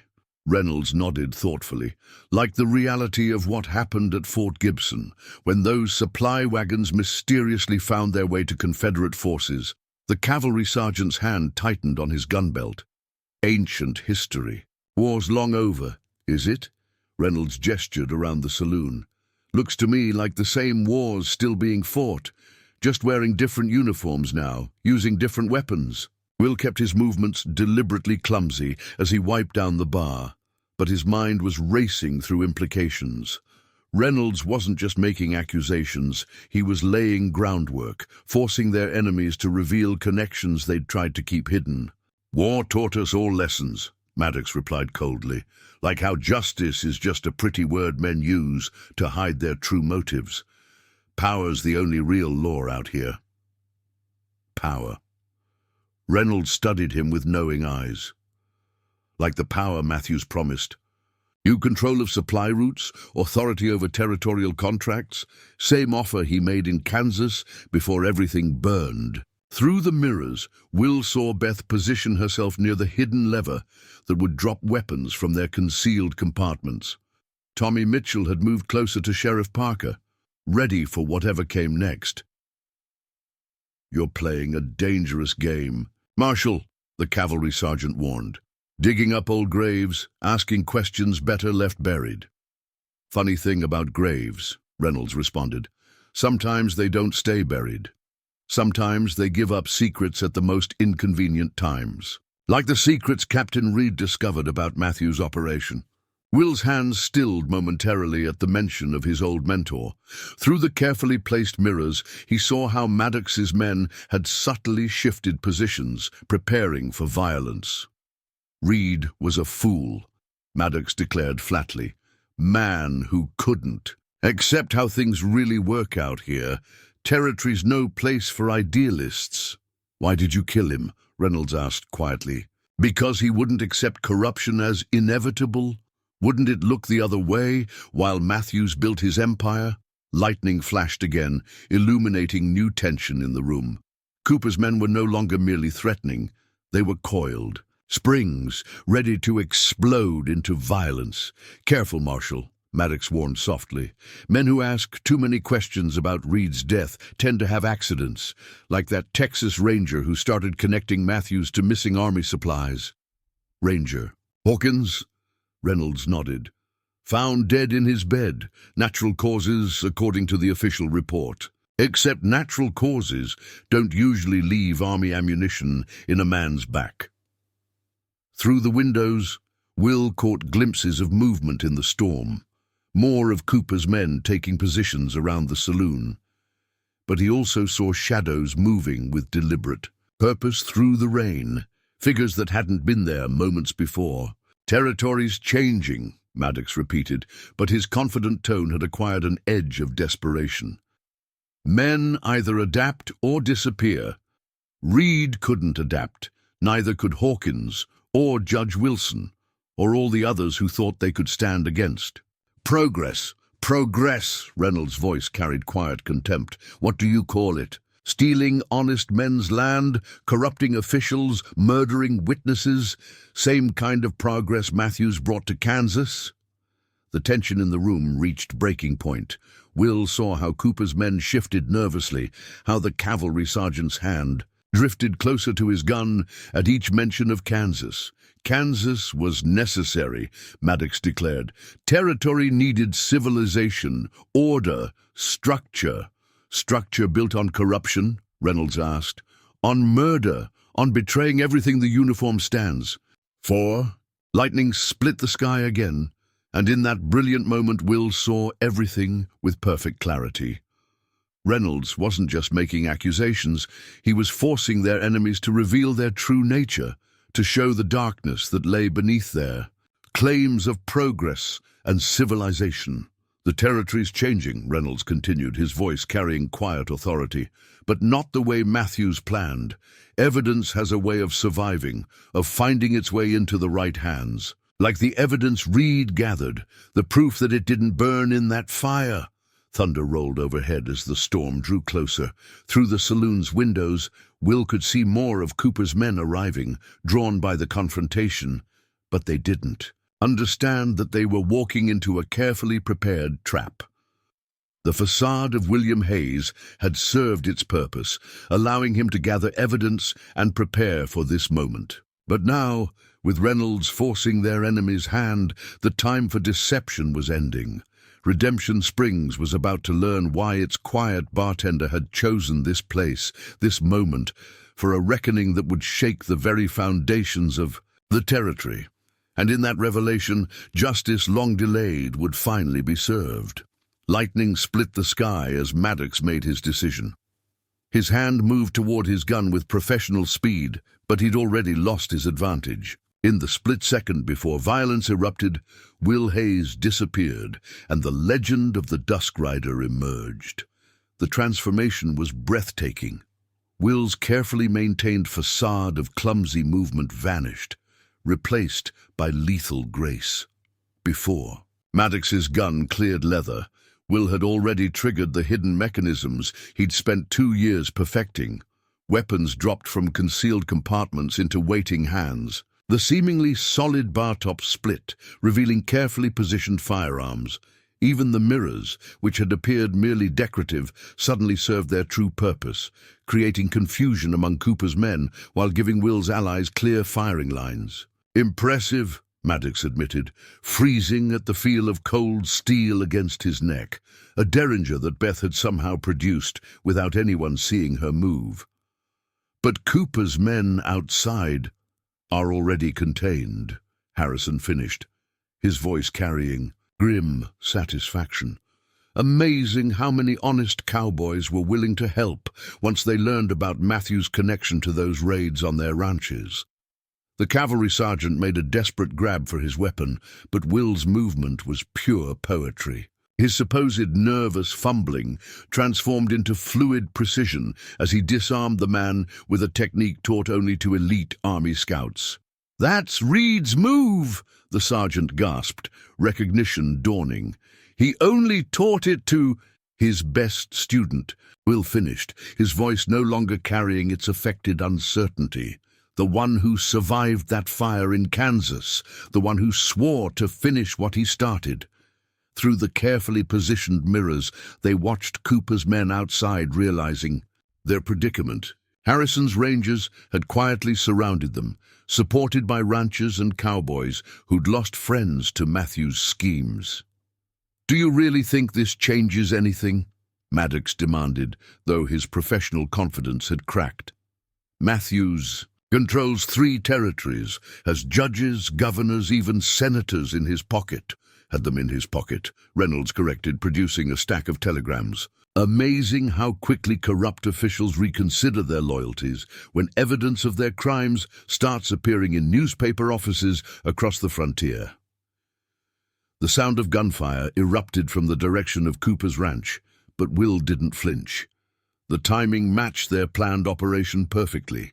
"That'll be Cooper discovering that his loyal men have some interesting choices to make," Harrison observed. "Army patrols tend to get serious about recovering stolen military supplies."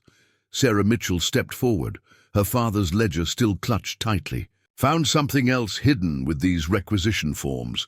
Letters between Cooper and Matthews, detailing their entire operation, how they chose which ranches to target, which officials to bribe, which witnesses to eliminate." Will's movements remained precise as he secured Maddox's weapons, each motion showing the training that had made him legendary. "Cooper was careless," he observed quietly, "too confident in his power, just like Matthews was in Kansas." Kansas. The cavalry sergeant's laugh held no humor. "Should have known. The way you set this up, gathered intelligence, built your network. Pure Reed methodology." "Reed taught me more than just fighting," Will agreed, his voice carrying steel beneath its calm surface. "Taught me that justice needs more than just a gun, needs witnesses, evidence, people willing to stand together." Through the windows they saw Cooper's men beginning to surrender, realizing they were caught between Harrison's Rangers and angry citizens tired of corruption. But Will's attention was focused on movement near the stables, figures trying to slip away in the storm, Turners making a run for it, Beth reported from her observation position, heading for the hidden cache in the livery. Will's smile held no warmth. "Right where we expected. Dr. Anderson's men are waiting there with some interesting questions about those medical supplies." Maddox studied him with new understanding. 2 years. You spent 2 years building this trap. The saloon, the network, the evidence gathering, all while playing the simple bartender. Wasn't just me, Will corrected. Every person Cooper threatened, every witness Matthews tried to silence, they all played their part, keeping records, passing information, waiting for the right moment. Lightning flashed again, illuminating the full scope of their operation. Throughout Redemption Springs, citizens were emerging from their homes, armed and determined. Cooper's carefully constructed empire was being dismantled piece by piece. You still don't understand what you're facing, Maddox warned. Matthews won't just disappear. Man like that with his connections... His connections are already compromised, Reynolds interrupted, producing more telegrams. Every judge he bribed, every official he corrupted, they're all discovering that their secrets aren't so secret anymore. The sound of approaching horses drew their attention. Through the rain they saw Cooper himself riding hard toward the saloon, pursued by Harrison's Rangers. But something was wrong with his posture, his usual confident bearing, replaced by desperate urgency.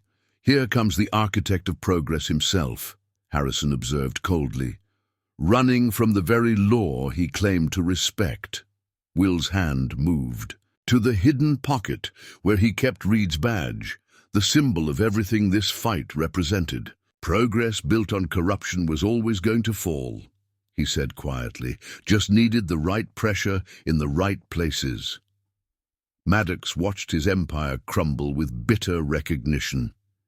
The simple bartender act. It was perfect. Got us all looking the wrong way, thinking we were hunting some legendary gunman when the real threat was right in front of us. Real threat was never just one man, Will corrected. It was all the good people you thought you could intimidate or corrupt, people who chose to stand together instead. Cooper burst through the saloon doors, his fine clothes soaked with rain, and something darker. "Matthews," he gasped. "He's coming personally," Will finished, "with a full cavalry detachment, exactly as we planned." The revelation hit Maddox like a physical blow. You wanted this, wanted him to come himself, this whole thing. It's not just about exposing corruption. It's about justice, Will agreed, his voice carrying the weight of 5 years' preparation. For Reed, for all the others Matthews destroyed. Justice that needs more than just shadows and guns, needs light, truth, witnesses. Through the carefully placed mirrors, they watched as more of Cooper's men surrendered. The storm's intensity matched the moment, lightning illuminating scenes of justice long delayed, finally being served.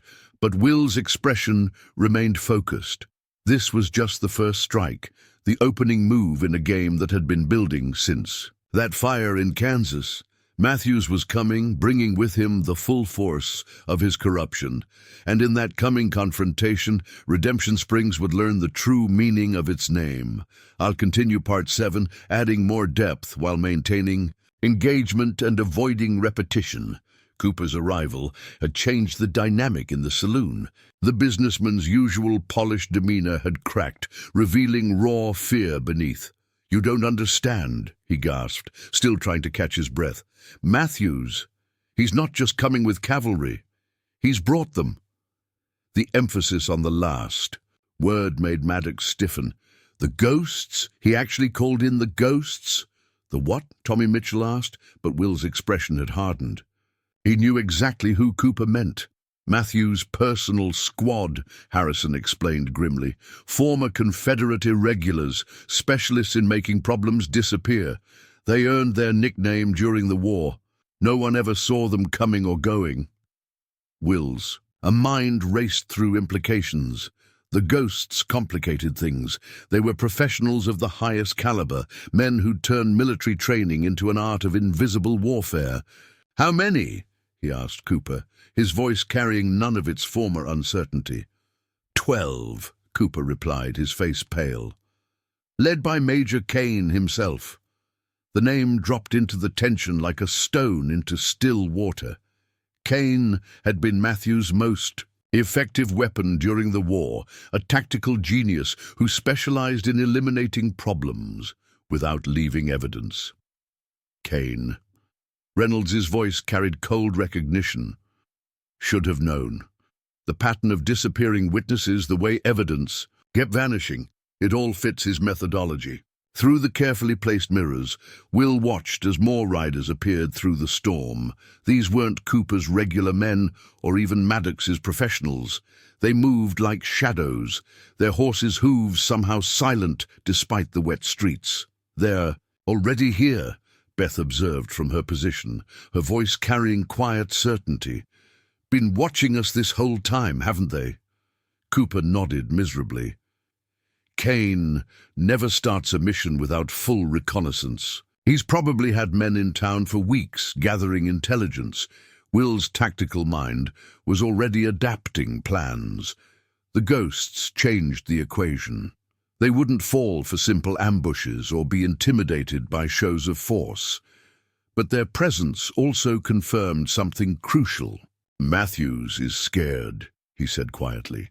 "He wouldn't risk exposing Kane's unit unless we've got him truly worried." "Scared men are dangerous," Harrison warned, "especially ones with Kane's resources and Matthews' connections."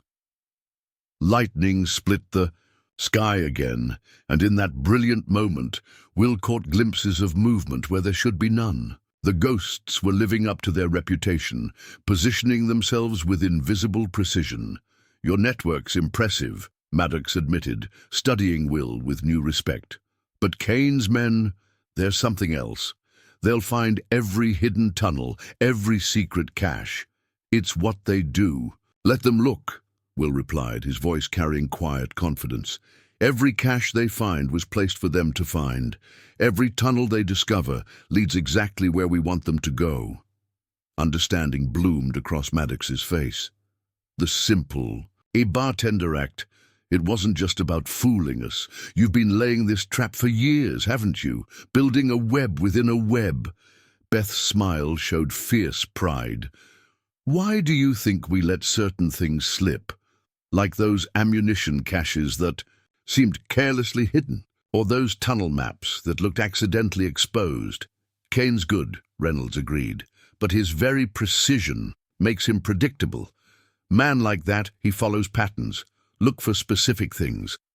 Through the windows, they watched as the storm's intensity increased.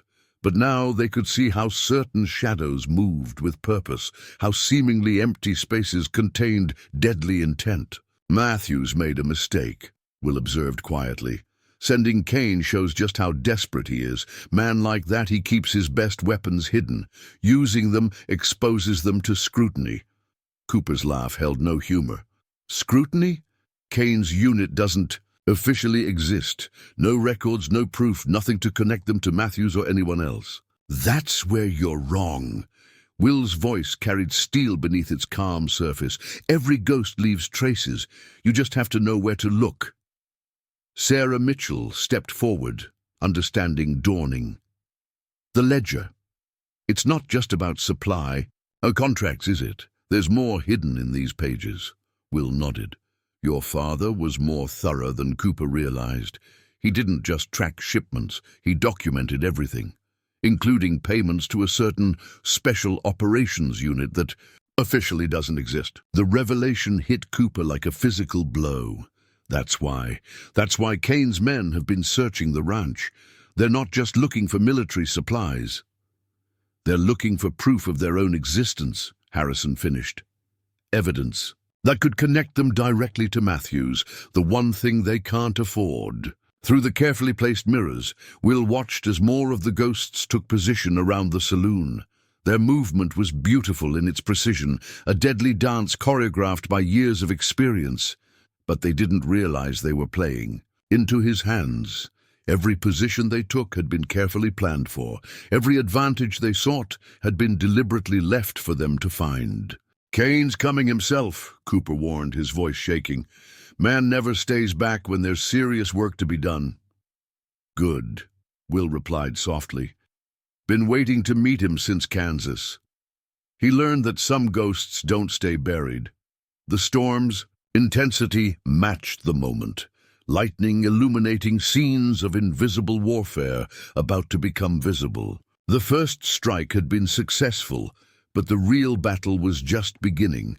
Redemption Springs was about to witness a confrontation between two very different kinds of ghosts, those who served corruption and those who fought to expose it, and, in that confrontation, everything would change.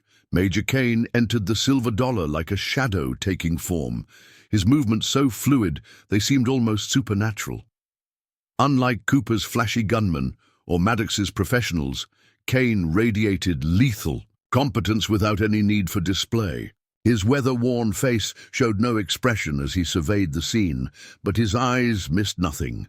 "Interesting setup," he observed quietly, noting the positioned mirrors and calculated sightlines. Military precision in every detail, almost like it was designed by someone with extensive tactical training. Will maintained his position behind the bar, but his facade of nervous uncertainty had vanished. There was no point in pretending anymore, not with Kane. The man's reputation for reading people was legendary. "Recognized your work in Kansas," Kane continued, his voice carrying neither threat nor admiration, just professional assessment. "The way you turned Matthew's own methods against him, beautiful really, like watching an artist." Through the carefully placed mirrors, Will saw Kane's men taking exactly the positions he'd anticipated. Their reputation for tactical genius made them predictable to anyone who understood their methodology. "The simple bartender act was particularly inspired," Kane added. "Got everyone looking for some mysterious vigilante, never suspecting the threat was right in front of them. Reed taught you well." The name dropped into the tension like a spark near powder. Will's hand moved slightly closer to his hidden weapons, but Kane showed no sign of reaching for his own gun. "Reed was more than just a teacher," Will replied, his voice carrying quiet steel. "He was a man who believed justice meant something, that corruption wasn't inevitable, and died for that belief." Kane's smile held no warmth.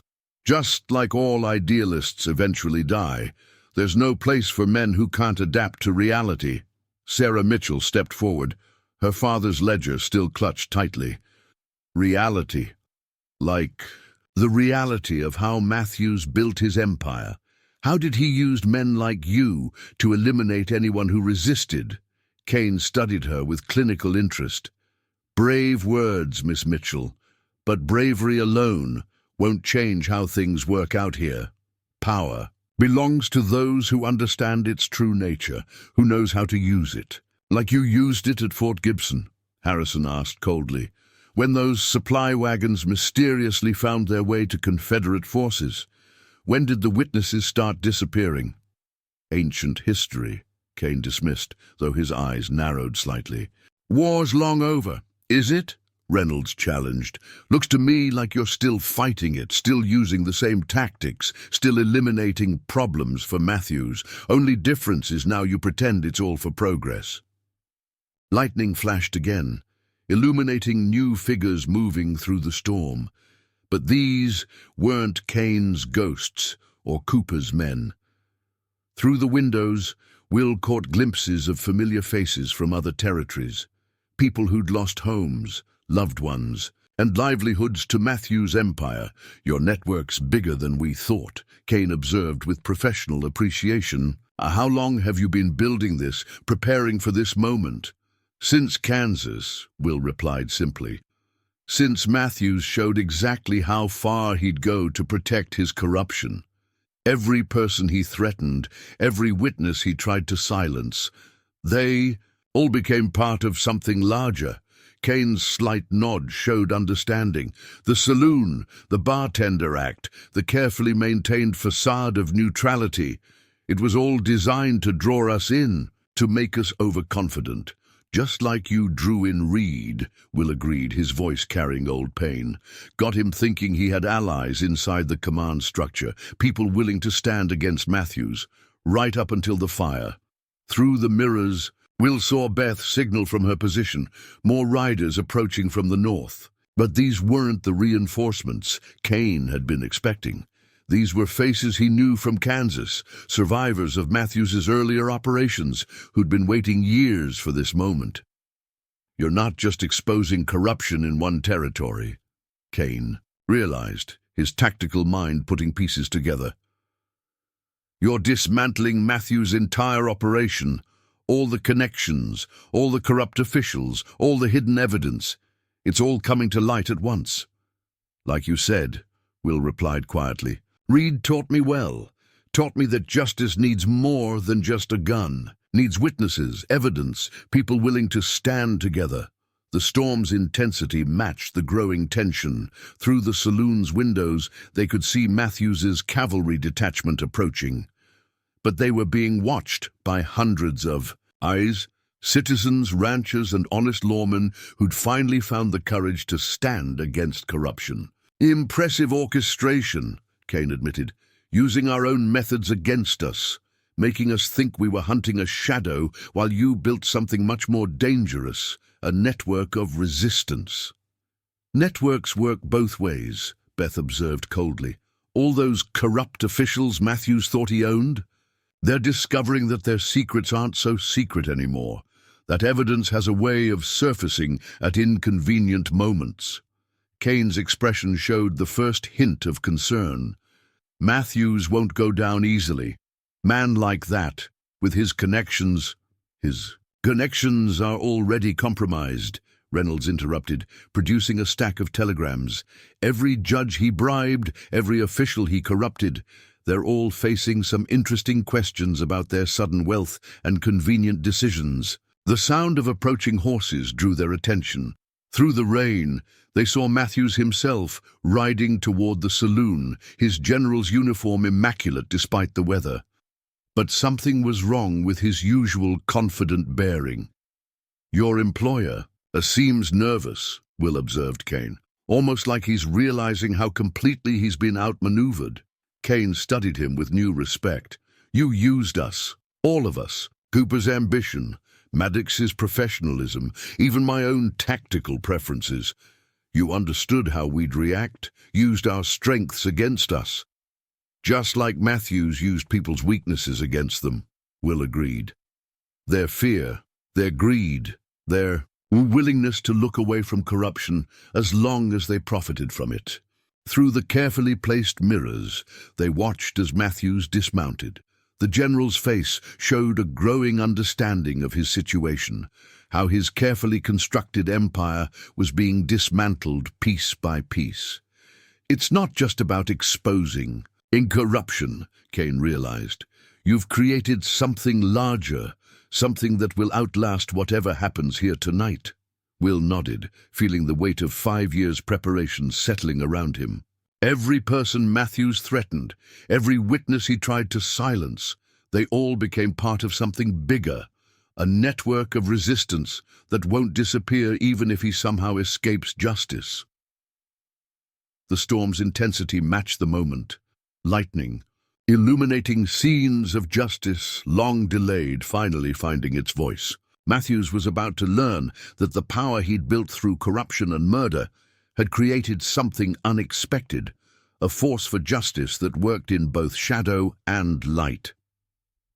I'll continue Part 8, adding more depth while maintaining engagement and avoiding repetition. "You know what fascinates me most?" Kane observed, his eyes never leaving Will's position. "How you used our own training against us. Military precision hidden behind civilian disorder. Every detail is calculated to make us underestimate you." Lightning flashed again, throwing stark shadows across the saloon. Through the mirrors, Will caught a subtle signal from Beth. More of Kane's ghosts were moving into their predicted positions, following patterns they'd trained years to perfect. "Like those weapon caches we found," Kane continued. "Seemingly careless, almost amateur in their concealment, except they were placed exactly where professionals would look first, drawing attention away from your real preparations." Will's hands remained steady as he adjusted a bottle on the bar, each movement precise despite its apparent casualness. "Ghosts aren't the only ones who understand misdirection." "No," Kane agreed, his voice carrying genuine appreciation. But few use it this well. The saloon's location, the modified architecture, even the way you maintained your cover, pure tactical artistry, almost makes me regret what has to happen next. Before anyone could react, Kane made a subtle gesture. Instantly, the atmosphere in the saloon shifted as his men revealed themselves from seemingly impossible hiding spots, but Will's expression showed no surprise. "Impressive," he acknowledged. "But you might want to look again." Through the carefully placed mirrors, they watched as shadows moved behind Kane's men, Harrison's Rangers and members of Will's network who'd been waiting for exactly this moment. Counter-ambush, Kane recognized, his tactical mind appreciating. The strategy, using our own techniques against us, making us think we had the advantage right up until the moment we didn't. Sarah Mitchell moved slightly, positioning herself near one of the hidden weapon caches. Like Matthews made people think they had choices, right up until he destroyed everything they'd built. "The girl has spirit," Kane observed to Will. "Reminds me of another young woman in Kansas, the one who survived that fire, who swore to expose Matthews's corruption. Whatever happened to her?" "You know exactly what happened to her," Will replied, his voice carrying deadly certainty. "Just like you know what happened to every other witness Matthews tried to silence, every person who stood against his progress." Thunder rolled overhead as Matthews dismounted outside. Through the windows, they could see the general's face, showing growing comprehension of his situation, how completely he'd been outmaneuvered. "Your reputation in Kansas was impressive," Kane continued, his professional assessment never wavering. "The shadow shooter, they called you, the ghost who haunted corrupt officials. But this," he gestured around the saloon, "this is something else entirely. Had a good teacher," Will acknowledged quietly. "Reed showed me that justice needs more than just a gun, needs patience, preparation, and understanding of how corruption works." "Reed was a fool," Kane declared, though his tone held a hint of regret. "Man couldn't accept reality, couldn't understand that progress requires compromise." "Compromise?" Reynolds' voice carried cold contempt. "Is that what you call murder, corruption, destroying anyone who stands against Matthews' empire?" Kane's slight smile showed no warmth. "Empire's a strong word, Marshal. We prefer to think of it as establishing order, structure, civilization." "Civilization built on blood," Harrison observed, "on stolen land and murdered witnesses, on corruption, wearing a uniform's authority." Through the mirrors, Will caught Beth's signal. Matthews was preparing to enter the saloon, but the general's usual confident bearing had been replaced by something else, something close to fear. "You still don't understand what you've created," Kane said to Will, his tactical mind clearly appreciating the complexity of the trap. "This network of yours, this web of witnesses and evidence, it's not just about exposing Matthews. It's about changing how power works in the territories. Now who's the one not understanding?" Will replied quietly. "This was never about changing power. It's about justice, about showing that corruption isn't inevitable, that good people can stand together against it." Lightning split the sky again as Matthews pushed through the saloon doors. The general's uniform was immaculate despite the weather, but his face showed the strain of watching his carefully constructed empire crumbling. "Your empire's falling, General," Will announced quietly. "Every corrupt judge, every bought official, every piece of evidence you tried to bury, it's all coming to light. And this time, there won't be any convenient fires to destroy the proof." Kane's hand moved slightly, but Will's voice carried a deadly warning. "I wouldn't. Your men are good, but they're not faster than justice that's been waiting 5 years to be served." The storm's intensity matched the moment, lightning illuminating scenes of power built through corruption, finally facing its reckoning. Matthews, was about to learn that the authority he'd built through murder and manipulation had created something unexpected, a force for justice that worked in both shadow and light. General Matthews surveyed the saloon with the calculated precision of a man accustomed to controlling every situation. His cold eyes took in the positioned mirrors, the subtle modifications to the architecture, the carefully maintained sightlines that had transformed a simple drinking establishment into a tactical masterpiece. "Exceptional work, Cole," he observed, using Will's true name for the first time. Or should I say Captain Cole, the officer who survived that fire in Kansas, who turned one territory's tragedy into a crusade against progress. Progress? Will's voice carried quiet steel. Like the progress you brought to Fort Gibson, to Kansas, to every territory where honest people tried to stand against your corruption? Matthews smiled, though it didn't reach his eyes. Corruption's such an ugly word. I prefer to think of it as evolution, the natural development of civilization in these wild lands. Through the carefully placed mirrors, Will watched as more figures emerged from the storm, but these weren't the reinforcements Matthews had expected. They were faces bearing the marks of his evolution, ranchers driven from their land, merchants whose businesses had been destroyed, families who'd lost loved ones to convenient accidents. "Your evolution has a high body count," Harrison observed coldly. "Every step of progress marked by another witness silenced, another piece of evidence destroyed." Matthews turned to study the Texas Ranger with professional assessment.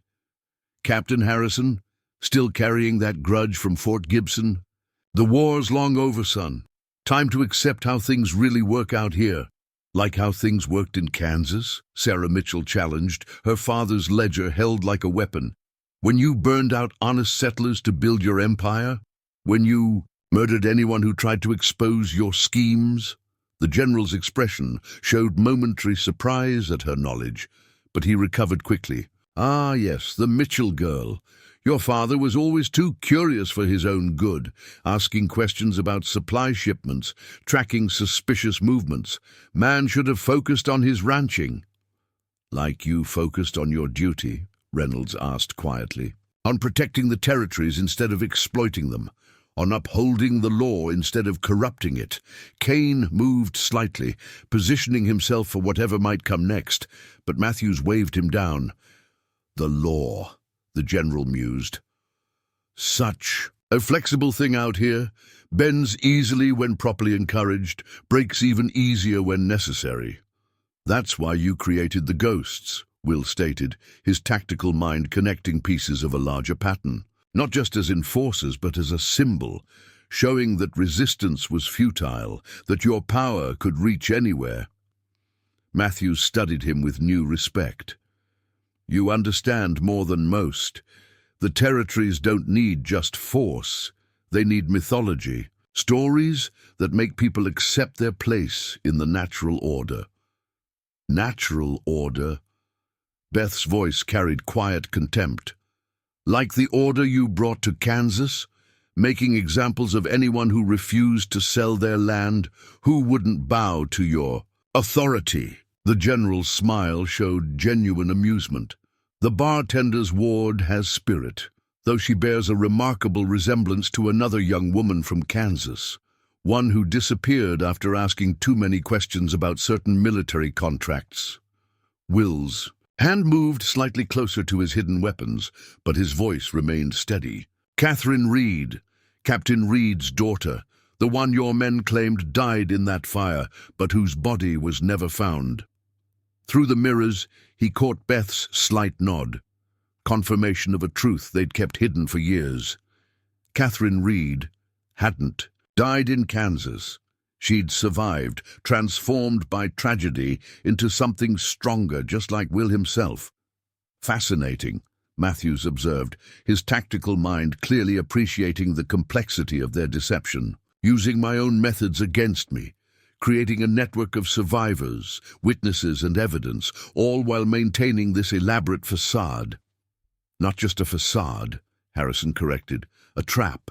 One you walked right into, bringing your ghosts out of the shadows, where everyone can see them. Lightning flashed again, illuminating new understanding on Matthews's face. The exposure, the evidence, the witnesses. It's not just about justice for Kansas or protecting one territory. You're dismantling my entire operation. Operation's a polite word for an empire built on murder, Reynolds stated coldly. For corruption, wearing a general's stars while betraying everything they represent. Matthew's laugh held no humor. Betrayal? I brought order to chaos, structure to wilderness. Without men like me, these territories would still be lawless wastelands. Order through corruption? Will challenged quietly. Structure built on blood. Your empire hasn't civilized the territories. It's poisoned them, made people accept evil as inevitable, corruption as normal. Through the carefully placed mirrors, they watched as more of Matthew's carefully constructed world crumbled.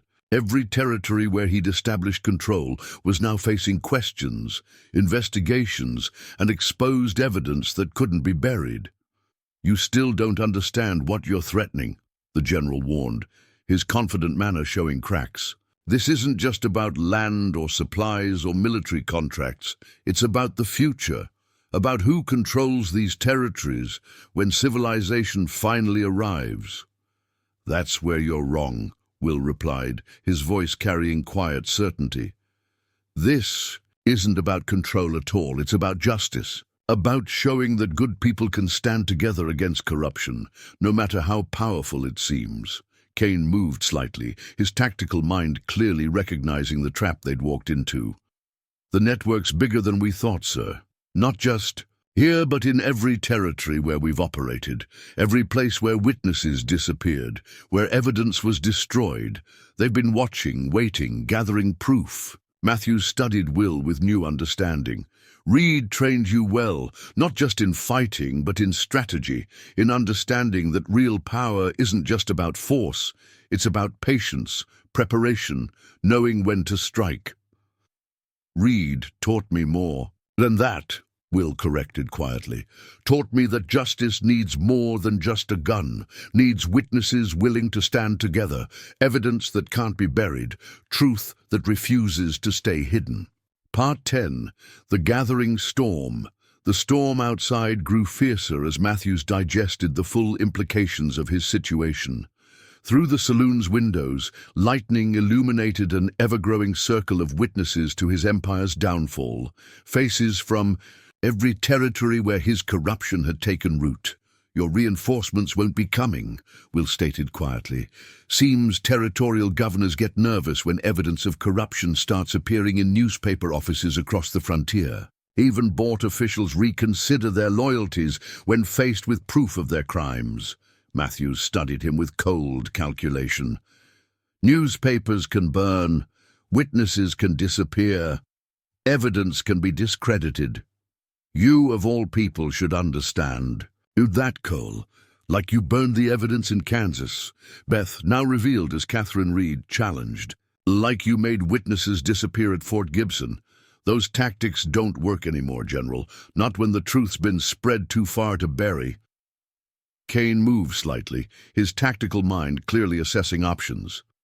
Sir, we need to consider strategic withdrawal. The situation, Matthews cut him off, is that a former captain and a handful of malcontents think they can destroy everything we've built, everything we've sacrificed to bring civilization to these territories. Through the carefully placed mirrors, Will caught sight of movement in the storm, more of Kane's ghosts taking position, but also shadows that moved with equal skill. Harrison's rangers and members of their network, all carefully positioned. For what would come next? Civilization, Reynolds asked quietly. Is that what you call extortion, murder, corruption wearing a uniform's authority while betraying everything it represents? Matthew's laugh held no warmth. You still don't understand. These territories don't need justice. They need control, structure, order maintained by men strong enough to do whatever's necessary. Like ordering the murder of my father. Catherine's voice carried years of controlled rage. Like burning our home to destroy evidence of your crimes? That kind of necessary? The general studied her with new interest. Captain Reed's daughter. I must admit, hiding you in plain sight as the bartender's ward, that was inspired. Almost as inspired as your network of witnesses and evidence. The network's just beginning, Will replied, his voice carrying quiet certainty. Every person, you threatened every witness you tried to silence. They're all part of something larger now. Something that won't disappear even if you somehow escape justice here. Lightning split the sky again, illuminating new understanding on Kane's face. The saloon. It's not just a headquarters. It's a symbol, a rallying point for resistance, against corruption. More than that, Harrison added, it's proof that good people can stand together, that corruption isn't inevitable, no matter how powerful it seems. Matthew's expression hardened. Power is inevitable. The only question is who wields it, who's strong enough to do what's necessary to bring order to chaos. Order, Sarah Mitchell challenged, her father's ledger still clutched tightly. Like the order you brought to Kansas, making examples of anyone who refused to sell their land, who wouldn't bow to your authority. Through the mirrors, Will watched as more figures emerged from the storm. But these weren't just witnesses to Matthews's crimes. They were survivors, people who'd rebuilt their lives after his corruption had destroyed everything they had. Your empire's already crumbling, Will observed quietly. Every territory where you established control is now facing questions, investigations that can't be stopped, evidence that can't be buried. Evidence can always be buried, Matthews replied, coldly. Witnesses can always be silenced. The only question is, how much force is required? Kane moved slightly, but his professional confidence had been replaced by growing concern. Sir, the situation's changed. This isn't just about one territory, or one group of witnesses. They've created something larger. Created? Matthew's laugh held bitter recognition. No, they've infected these territories with dangerous ideas, made people think they can stand against progress, against the natural order of things. Catherine's smile showed no warmth. Natural order? Like the order that let you steal military supplies during the war? That let you build an empire on corruption and murder? The general's hand moved slightly closer to his weapon, but Will's voice carried a deadly warning. I wouldn't. Your ghosts are good, but they're not faster than justice that's been waiting 5 years to be served. Through the windows, they could see more riders arriving. But these weren't the reinforcements Matthews had expected. These were faces bearing the marks of his progress. Ranchers driven from their land, merchants whose businesses had been destroyed, families who'd lost loved ones to convenient accidents. Your empire's built on sand, Harrison observed coldly, on corruption that poisons everything it touches, on power that depends on people accepting evil as normal. Matthews studied the gathering witnesses with a calculated assessment. Evil's such a simple word. The territories don't need simple justice. They need men willing to do whatever's necessary to establish control. Control through corruption, Will challenged quietly. Through murder and manipulation. That's not control, General. That's just another form of chaos wearing a uniform's authority. Lightning flashed again, illuminating the full scope of what they'd created. Not just a network of witnesses and evidence, but a movement that had spread across every territory where Matthew's corruption had taken root. You still don't understand what you're facing, the general warned, his confident manner showing cracks. This isn't just about land or supplies or military contracts. It's about the future, about who shapes these territories when civilization finally arrives. That's where you're wrong, Will replied, his voice carrying quiet certainty. This isn't about shaping anything. It's about justice, about showing that good people can stand together against corruption, no matter how powerful it seems. Through the carefully placed mirrors, they watched as Matthews's carefully constructed world continued to crumble. Every territory where he'd established control was now facing questions, investigations, and exposed evidence that couldn't be buried. The storm raged outside, its fury echoing through the saloon as Matthews stood surrounded by the ghosts of his empire's past. The faces that had once been silent witnesses to his rise now stood resolute in their defiance, a sea of people united in their truth. They had suffered, been wronged, and yet through sheer will, they had found their way back. And now, as the storm howled, Matthew's control, once so absolute, was slipping through his fingers. "You think you've won?" Matthew's voice broke the silence, a trace of desperation hidden beneath his bravado. "You think this movement of yours will bring down everything I've built?" Will stood tall, unmoving. "This isn't about bringing down your empire, Matthews. It's about ending the suffering you've caused, restoring what was stolen piece by piece." He motioned to the faces in the room, now emboldened, standing side by side. These people didn't give up. They fought to rebuild. They fought for the truth, even when you tried to bury it. Matthews took a step back, his mind calculating his next move, trying to regain control over the situation. "You think the world will just accept your version of justice? People like you and your ragtag group are nothing, a few disgruntled survivors with old grievances?" Beth, Catherine Reed, stepped forward. "You're wrong, Matthews. The world will accept the truth. People have already started to see it, from Kansas to the territories. They're starting to realize that the progress you've peddled is nothing but bloodshed wrapped in a shiny package of lies." The general's eyes narrowed. He had underestimated them before, and now it seemed his empire of manipulation and fear was crumbling before him. Every city, every territory where his influence had once been unchallenged was now filled with people daring to speak out. The stories of his crimes were spreading like wildfire, and nothing he did could put it out. "Your empire's already dead," Sarah Mitchell said, her voice firm, "and you know it." Matthews glanced around at the faces of the witnesses who had gathered. The ranchers, the merchants, the families. He could see the fire in their eyes now. They weren't afraid anymore. The lies he'd spun had unraveled, and with every passing second they were building something stronger than his empire could ever be. Truth. It was a force more powerful than his military might. The general's hand twitched toward his gun, but Will was already 2 steps ahead. "Not one move, Matthews." His voice was calm, but the weight of his words was undeniable. "You're not walking out of here. And you're not going to keep running from your past. The people you've wronged are here, and they're not going anywhere, not until you answer for what you've done." Matthews stood frozen, calculating, but this time his cold confidence was gone. In its place, there was only the hollow realization that he had nowhere left to hide.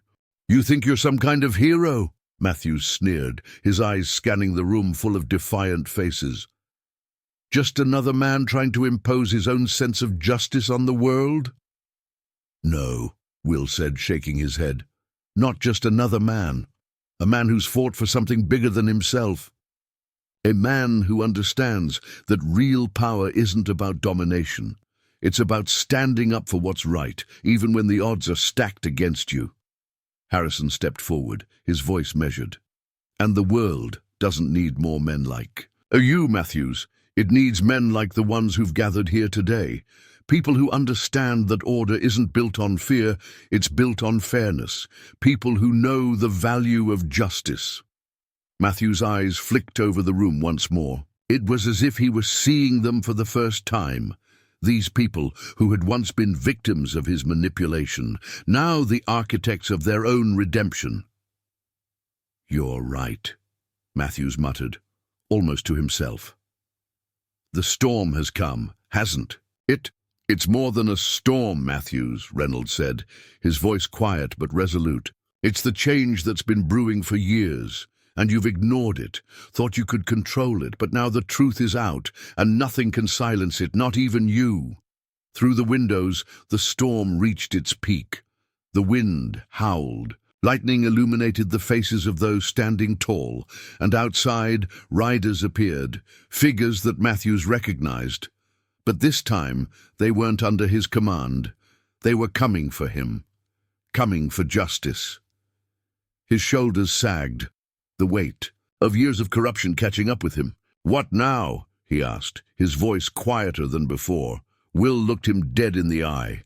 "Now you answer for your crimes. You face the people you've hurt, and you pay the price." As the storm outside continued to rage, inside the saloon, the tide had shifted. The truth had finally broken through. Matthews, the once feared general, was now a man cornered by his own empire of lies, and he would have to face the consequences of his actions, no matter how powerful he once thought himself to be. And as the storm roared louder, the people of the territories, once fractured and broken, stood united, ready to bring down the empire of corruption and rebuild what had been stolen from them. The gathering storm was no longer just a metaphor, it was a reckoning. Up next, you've got 2 more standout stories right on your screen. If this one hits the mark, you won't want to pass these up. Just click and check them out. And don't forget to subscribe and turn on the notification bell so you don't miss any upload from us.